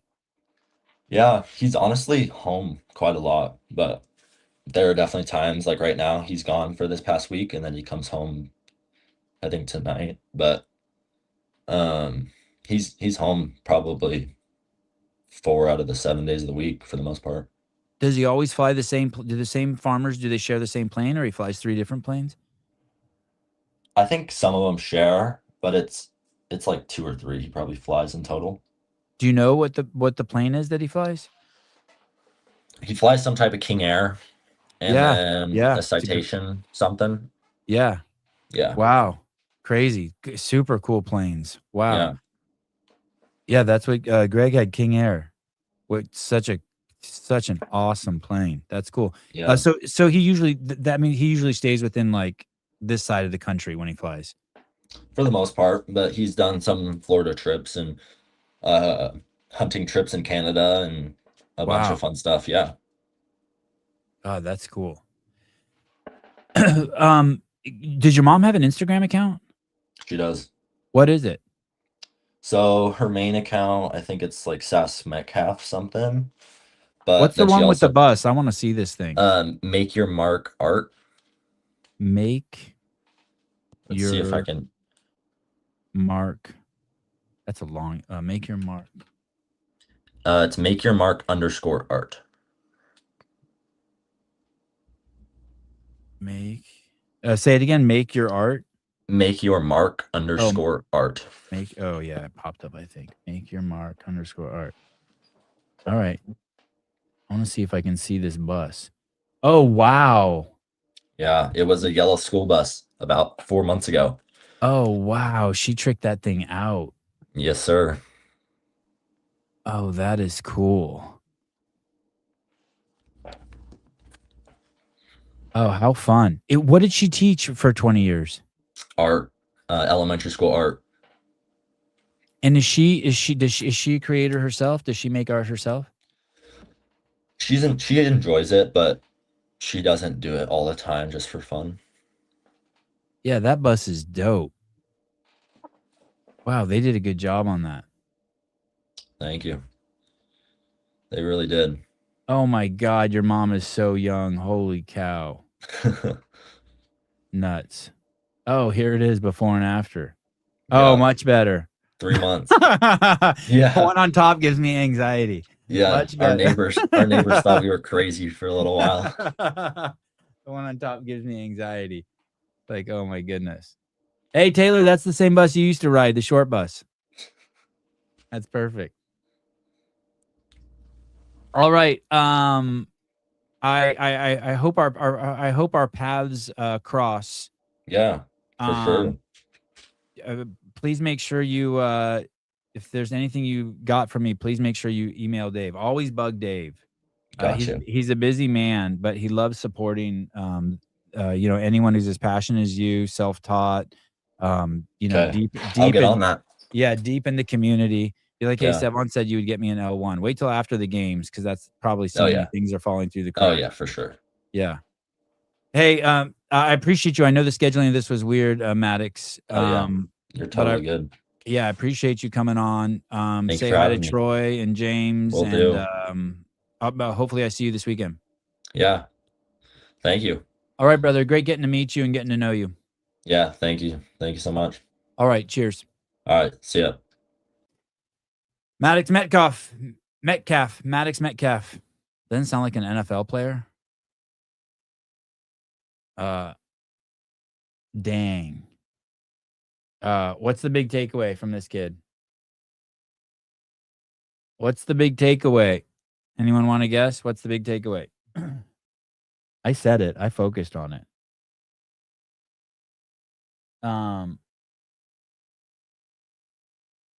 I focused on it. What's the big takeaway? Does he sprint? He's a beast. Yes, he's a beast. That's not the big takeaway. Yes. Yes. Yes. Solid family. Dude. If you're fucking 17 and you're friends with your grandparents and you talk about your grandparents like that, your parents did something right. You landed in a great spot. Holy cow. Kids is such a stud. Amazing family, crazy good CrossFitter, loves CrossFit. Yeah. Yeah. Solid family for sure. Yeah. The family stuff, obviously I'm so biased, but all that stuff tickles my fancy. I love to hear about that. All right. I have another podcast today. I'm not sure how the hell I'm gonna do it. It is at 4 p.m. Sometime between now and then, I have to get over to the Airbnb and set up the podcast station. Oh, does anyone want to sponsor Kill Taylor Saturday? Listen, here's the deal with Kill Taylor. It's $2,000 this week. That means there's going to be a lot of people, and there's going to be a lot of people on YouTube looking for content as we rev up for the games. This is a slam dunk. One of you guys has already offered to pay for Kill Taylor this week. This person has nothing to advertise or sell. I do not want to do that. I want someone to give their money and then us, grift for the person. That's what I'm best at. So, I better look up what that word grift means before I say I'm a grifter. Grift is a con artist. All right, I'll take it. Let me talk to the hubs. Okay, yes. I would get in your studio, fire up your camera and computer, and then let the guest in the studio. Probably the easiest way to do it. Oh, quiet, Corey. Corey, quiet. You didn't even figure out your own audio for 3 years, and now you're giving advice? Listen, if you want to tell me how to saddle a fucking horse, I'll take it. How to peel a potato, whatever like your favorite pastimes are. I'm in California. I can read. But tell me how to do my podcast. You're a wingman. You may be the best wingman in the space, or second best, but you're still just a wingman. Ask Flow Elite. Thank you. Wow, that is an amazing avatar photo. Oh, that is an amazing avatar photo. I am not leaving. I will see you guys shortly. Thanks for the reminder.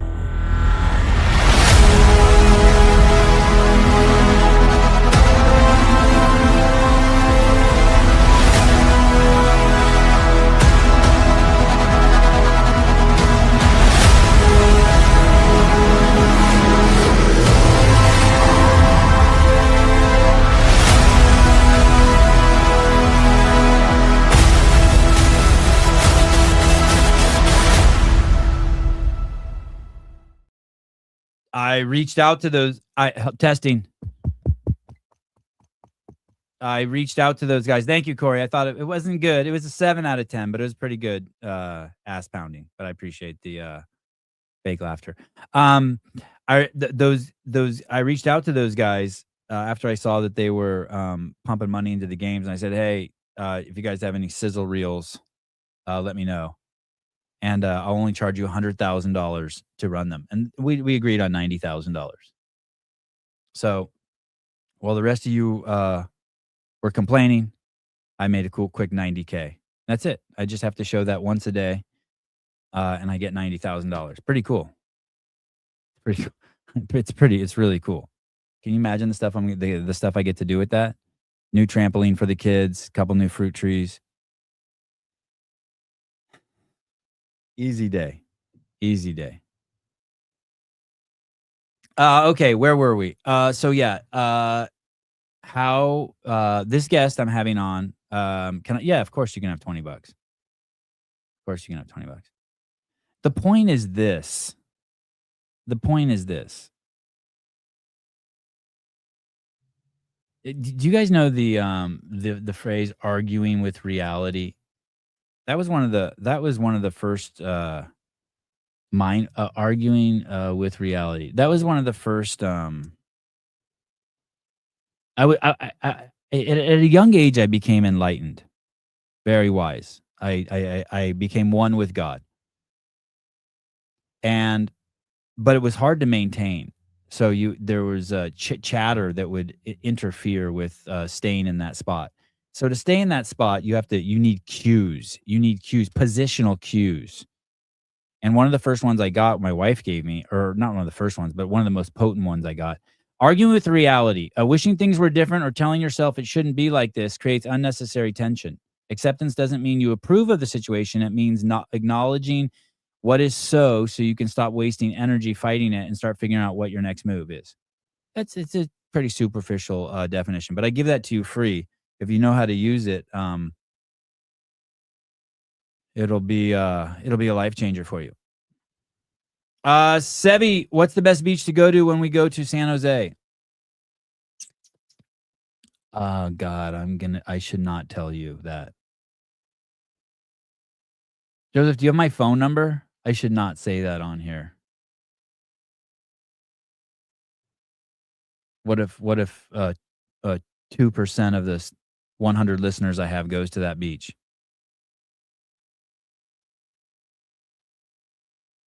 It is gonna. I'm gonna tell you this. It is so nice right now in Santa Cruz. I mean, it's always nice here, but it's so nice here. No, I'm not serious, Coach Sasquatch. No one. I do everything. I reach out to almost everyone offering to help them for free. I don't say that for free, but I'm just like, oh, I just reached out to him and said, hey, you guys got a sizzle reel? Let's get the show started. And they emailed that to me. They emailed me another one that's really long. I couldn't figure out how to get it uploaded in StreamYard. Caleb's on it. Sevon, you don't even answer your phone. No, not very often. Did you call me?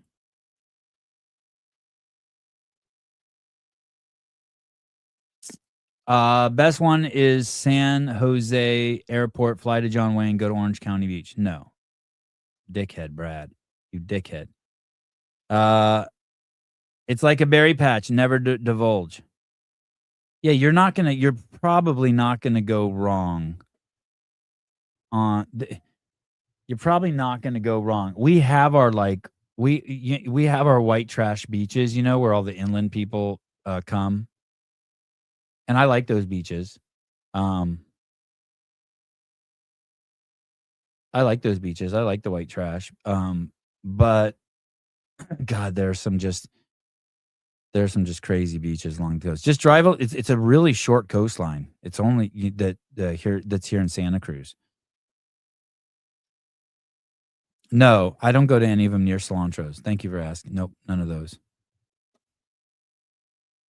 Oh, I would never respond to a text like that. I text you and ask you if I could call you. I don't do those. That's awesome that you said that. I don't do those texts.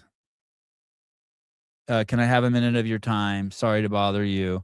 I'm going to make this. Second I read someone starts with, I'm going to make this short, or can I call you? I pretty much look the other way.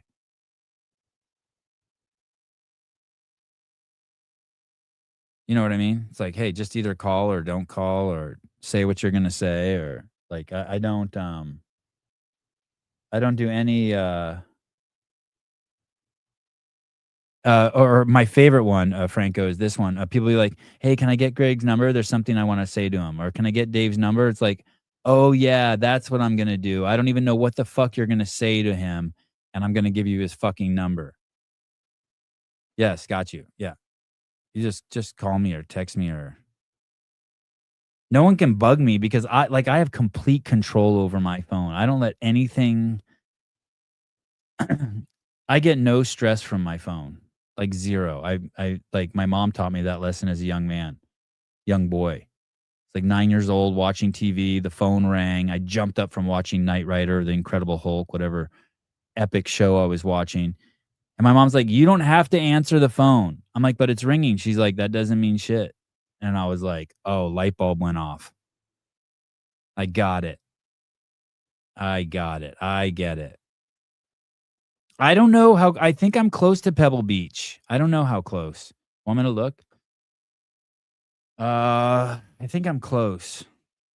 I don't think I've ever been down there. Pebble Beach, directions, your location. I'm 44 miles from Pebble Beach. It's probably a little longer than it's probably like a single lane highway, like one lane in each direction with no barrier. It's probably because it's probably a hairball drive. But I go down near there twice a week.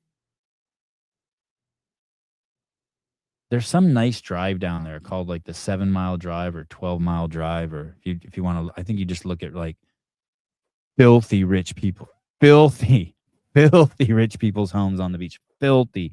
I don't mean like rich. I mean like dudes who own banks and shit. Yeah, I'd do lunch with you if I wasn't like busy, like vacuuming sand out of the minivan or something. Mr. Franco, Sevon going to be at the games and we have a media pass. Let me know if you need help. Oh, that's awesome.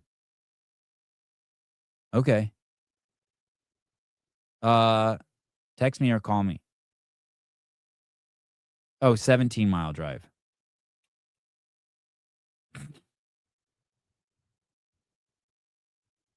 Yeah, elite money. That's the way to say it. Yeah, it's like it's like weird. It's like weird money. It literally is like you would go to someone's house like that and their toilet paper roll would be like 50s. You know what I mean? If they were on the poor side, hundreds. You'd just be wiping your ass with hundreds and flushing it down the toilet. I mean, I'm talking absurd rich.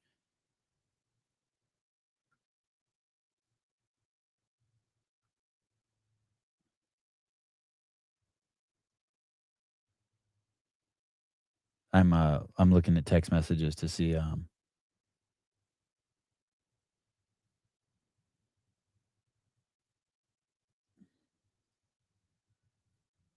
if there's any updates. Oh God, Jenny, you're so awesome. Jenny sent me the Instagram link during the show with the teen workouts. I should have looked.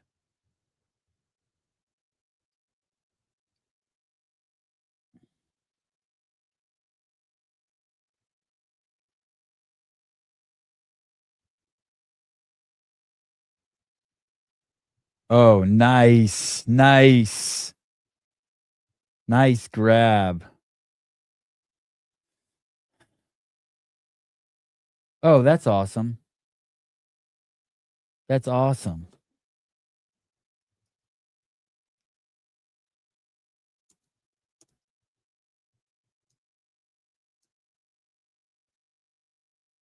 That's awesome. I just got a text from one of the athletes that I didn't think I would get a text back from. That's very sweet. Hey, when I text with Maddox, Metcalf, the dude who was just on, he always uses the word brother in his texts. Okay, brother. Okay, he's so cool. Okay, so Kill Taylor sponsor. Where were we? Was it Gabby? Are you going to the games, Corey? Are you like are you coming to the games?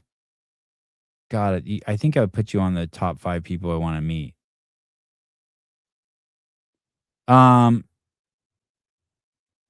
Great guesses. Danielle, Brandon, Justin, Lord. God, that picture is crazy.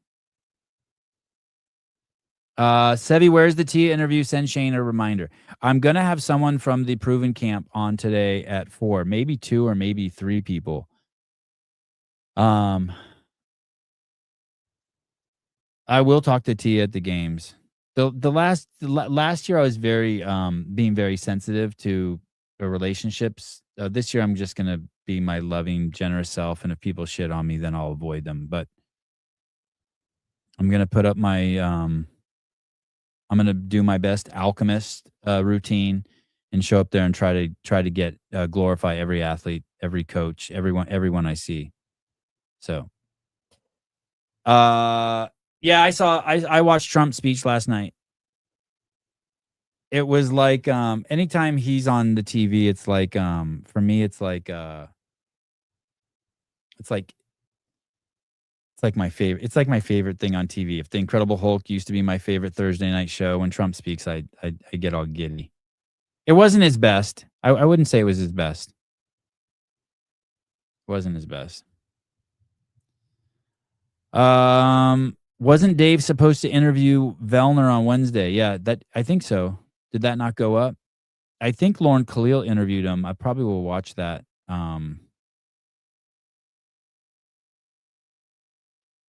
At some point.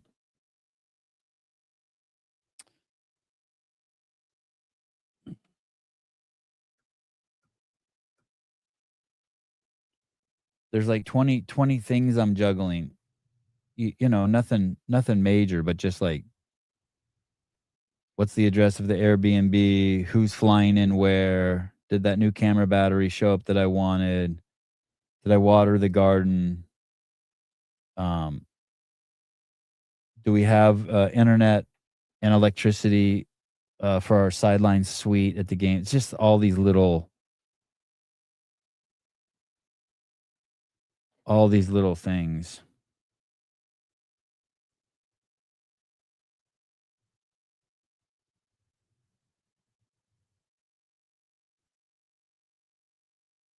Oh boy. Okay, Kill Taylor. So $2,000 is the giveaway. Lots of eyeballs. If you have something you would like to sell, especially something I like, I will do my darndest. I'm a large. Everyone I see keeps telling me that it look like I've lost weight. My shirts aren't fitting me any different. I'm still pulling them off my gun. Oh, it's 1,500. It's 1,500 this week, says Brad Asarov. God, you have the most boring avatar.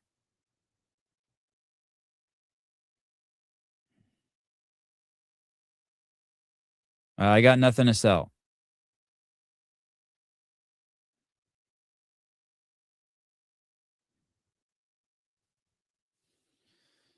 Okay, so DM me if you would like to sponsor Kill Taylor. I've been pretty active on Instagram. I've been checking my DMs. Holy shit, my computer just glitched. Whoa, that was crazy. Did I freeze for a second? I've been pretty active on Instagram in my DMs. So if you have money to give me to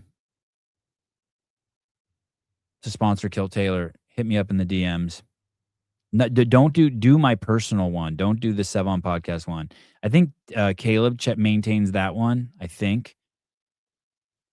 And if you're going to the games and there's cool shit you're getting, always offer a collab to CF Network or Dense or the Sevon podcast. Always offer collabs, and if you want, always offer collabs or whatever, or send videos or all that shit.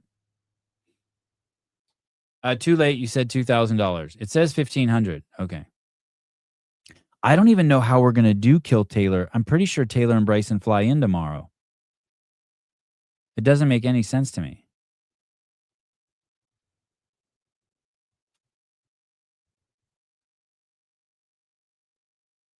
I think Souza said send him the money. I think Souza is so busy, and I don't necessarily think, I don't know if he's checking his DMs.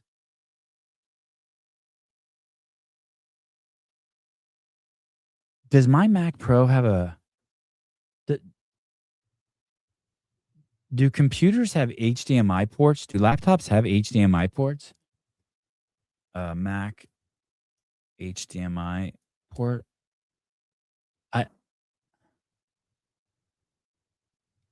No, they don't.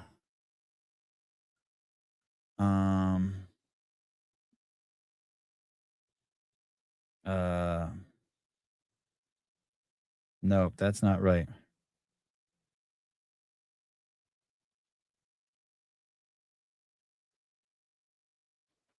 Which laptops have HDMI? Which Apple? Which? Can't you see I'm busy? I'm doing stuff. Then you guys get behind the scenes on how this shit works. I want to put the drone up from our house, so while we're doing podcasts from there, someone can fly them. Someone can fly the drone over the venue, and we can talk about what we see. Update will install later. Bluetooth not connected. Which Apple laptops have HDMI? There it is. Now it works, right? Built-in HDMI ports are exclusively available on 14 and 16-inch Mac Pro. Hi, Gabe. What's up? Cheers. Cheers to Paper Street Coffee. You need $1,000 tomorrow? I need $500 tomorrow. If you needed 1,000, I'd say use me. Damn. You're not the perfect fit. I know. Maybe I can make it work. 1,000. Let me talk to the team. Let me see if if we do anything with 4 numbers. That might be too big for us. Well, you know me. I don't like to do the same as other companies. Who wants tomorrow's Kill Taylor to be $2,000? Paper Street Coffee. $2,000. You were speaking it into existence by messing up the quantity already. So you knew. Let me see if yeah, that would be awesome. Are you in? Definitely, and I have a new coffee that we weren't going to release yet because I don't have any images of it yet. You but, sound like you just had sex. might I'm as not well. going to lie to you. It sounds like you just had sex. You sound very at peace. Yesterday was a really heavy day at the gym, and you know how it works. Spoken like a true CrossFitter. You just get laid? Nah, dude. Heavy It was hard at the thrusters. gym. Heavy thrusters and heavy push press. So had to use a little bit of grunting to get the weight up. Yes. Tell me about this new blend. It's not a blend. Blend means 2 different roasts. It's this really cool micro lot out of Colombia. It's super. I hate using this adjective because it makes me sound a little sus, but it's really delicious. I love the way you're correcting me on my proper vernacular regarding coffee. It is not a blend. What did you call it? A micro lot? A micro lot? Yeah, basically, imagine you have a farm, and from that farm, just a small little piece of land is used to grow this particular coffee. So, a little extra love and attention.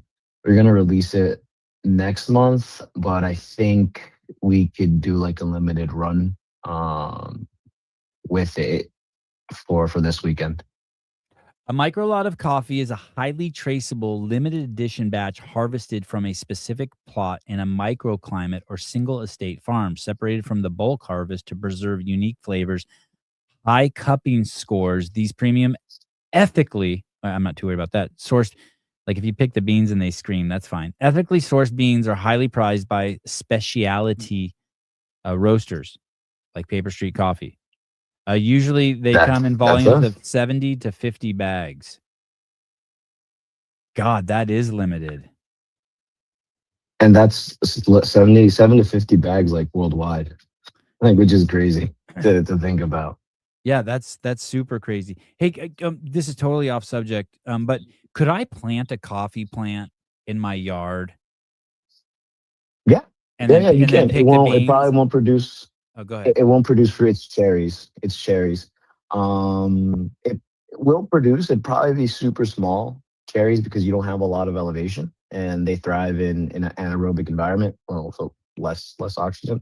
Um, so yeah, you can plant it. It's gonna grow beautifully, and dude. You'll get. Oh my god! I had tea from the flowers of a coffee plant. It's equally as much caffeine as regular coffee. Which coffee plant should I buy? Do you know? Is there like one that you would recommend?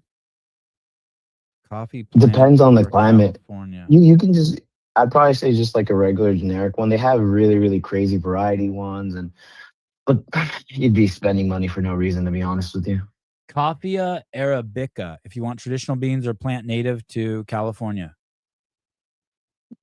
Yeah, Arabica. Yeah, Arabica. And like I could get enough beans to make like a cup of coffee off of it, you think?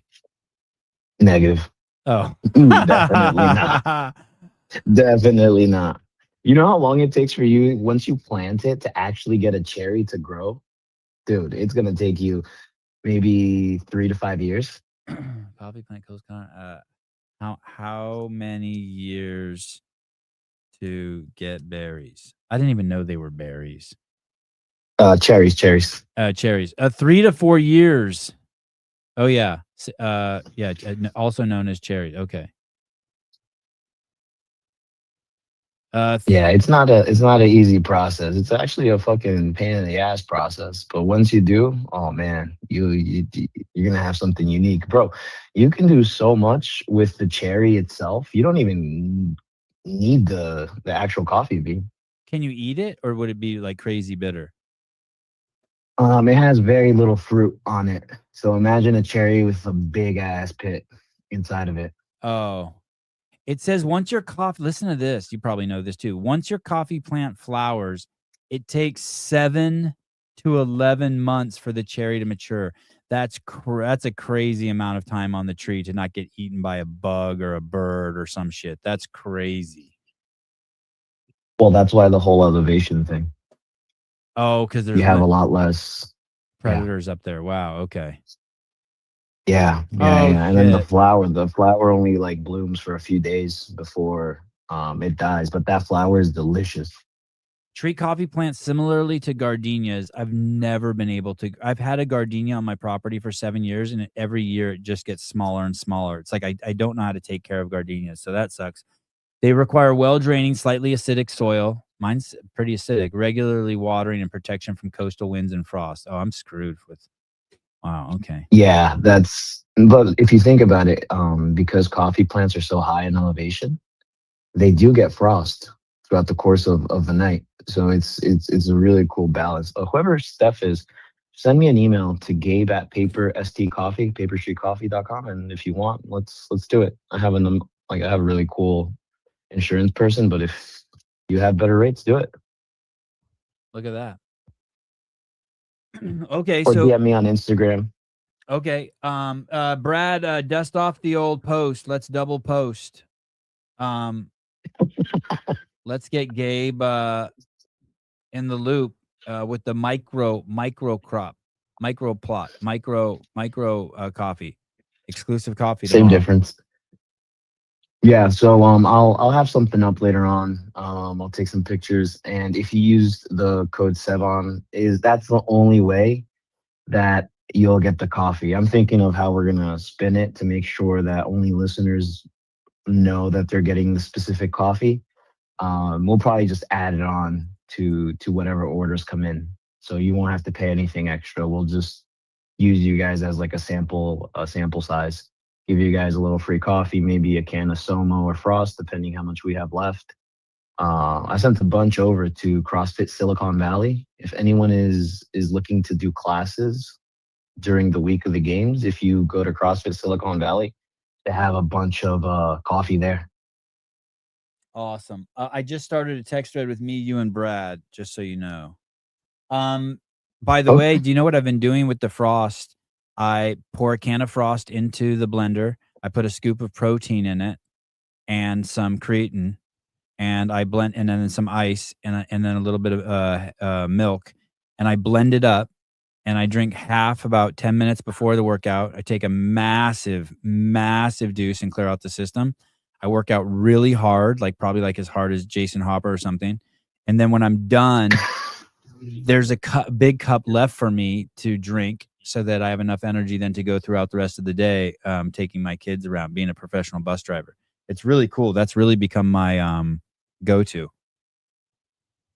Yeah, honestly, protein and coffee just really go good together. We have a protein coffee drink in Nashville and now in New Jersey as well.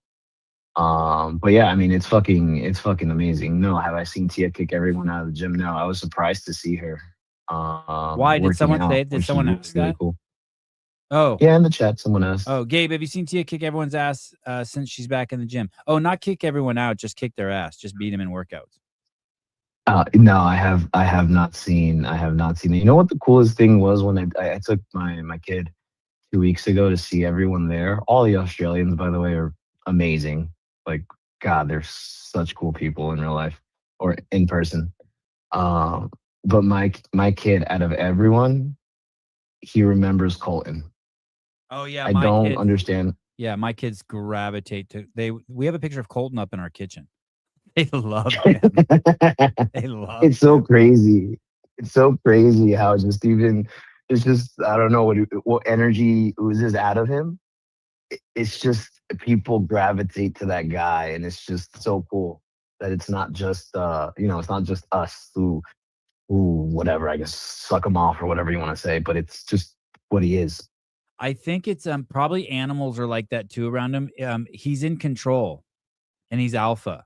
And so I think people like you pick up on that, and he's in control and he's in of his actions, and I think kids just feel so safe around him. I bet you his dogs are the best behaved dogs around him, and when he's gone, they torture Allie. That would be my guess. Sorry, Allie, but I just know. No, Pat, don't do that. You'll fuck up your adrenals horribly. Yeah, I wouldn't say do half decaf after 4 coffees. I'd probably say you'd probably want some water, or honestly, maybe do like a monster, especially after 4 coffees. Like the coffee's not gonna do anything to you. It just blocks. If I were to be telling this to a normal person, it just blocks the receptors that make you tired. So you're going to be tired no matter what. You need something that actually gives you energy. Coffee doesn't, believe it or not, doesn't give you energy. It just stops. It just blocks the things that are supposed to make you tired, right? Yep, that's it. It's like my own little TED talk now. When people ask about coffee, now that I know so much.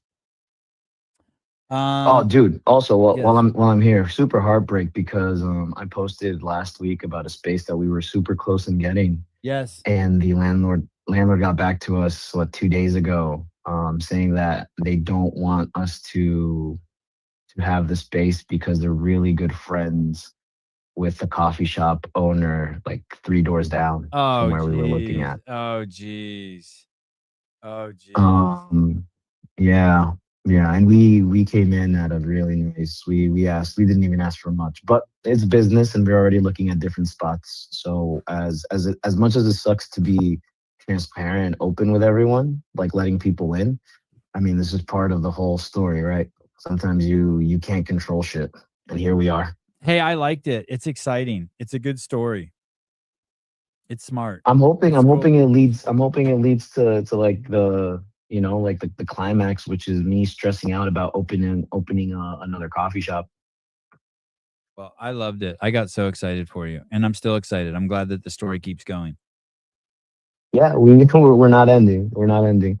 But all right, man. $1,000 tomorrow. I'll have all the coffee and all the details. I'll start working on it today.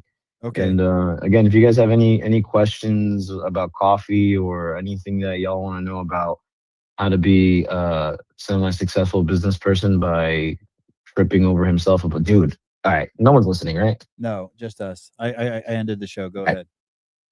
All right, cool. So you know what happened yesterday? My biggest fear. Yes. Tia Tia texted my new general manager in Nashville saying that the coffee shop was closed at 7 in the morning when we open at 6. Oh boy. Yup. Yup. My heart fucking dropped because my biggest thing is we need to be perfect when she's there because obviously it's Tia and she's also my landlord. Yes. And bro, I like like I don't know when like your stomach just like sucks in and like it just feels like oh shit you fucked up really bad. You had only one Um, thing to do. yeah, You're like, yeah, fuck. and exactly, and I was so upset. It wasn't the barista's fault actually. It was someone else's fault. But I told Tia like, hey, it's my fault. Obviously, I took it in the chin. I wasn't gonna throw anyone under the bus. But dude, imagine like having Tia Claire Toomey, who's like top of the spear in everything that she does, and you like like she's on it. It could have been anyone else that found out, but it was her. She goes, "Hey, what's going on over here?" And we Wow. fucking let her down. And then her reply goes, "Hey, I'm just sad that I didn't know how to make coffee, so I could start making coffee for the people that wanted one." She went in there and started doing it? She said that she was upset that she didn't know how to make coffee, or else she would have Oh. started. Hey, great video teaching Tia how to make coffee. Great video for the Instagram The account, and then give her, and then also at the end of it, give her own key to the coffee shop. Be like, here you go, come in anytime and make a coffee. A gold key. 100%. We're working on it. Awesome. We're working. She's got a pretty important job right now. And So and tell her you'll pay her time and a half if she makes coffee for other people. I'm okay. I think she's more than happy making it for free. I'd rather keep a little bit of change in my pocket so I can make it out to the games next weekend. All right. All right. I'll talk to you guys. I'll see you guys tomorrow. Maybe in the chat tomorrow. If not, definitely again, please look at our Instagram. I'll definitely post something about what we're doing for tomorrow. The new coffee and a few giveaways with every order. Okay. That's awesome. Thanks, Gabe, for coming through. You always do. And I sent if you could any details about the micro plot and any details you want us to share tomorrow, discount codes, whatever. Will you put it in that thread with me, Souza, and Brad? And Brad will get it up on the Of course. Instagrams and stuff. All right, dude. Talk to you guys. Bye. Okay, thank you. Bye. All right.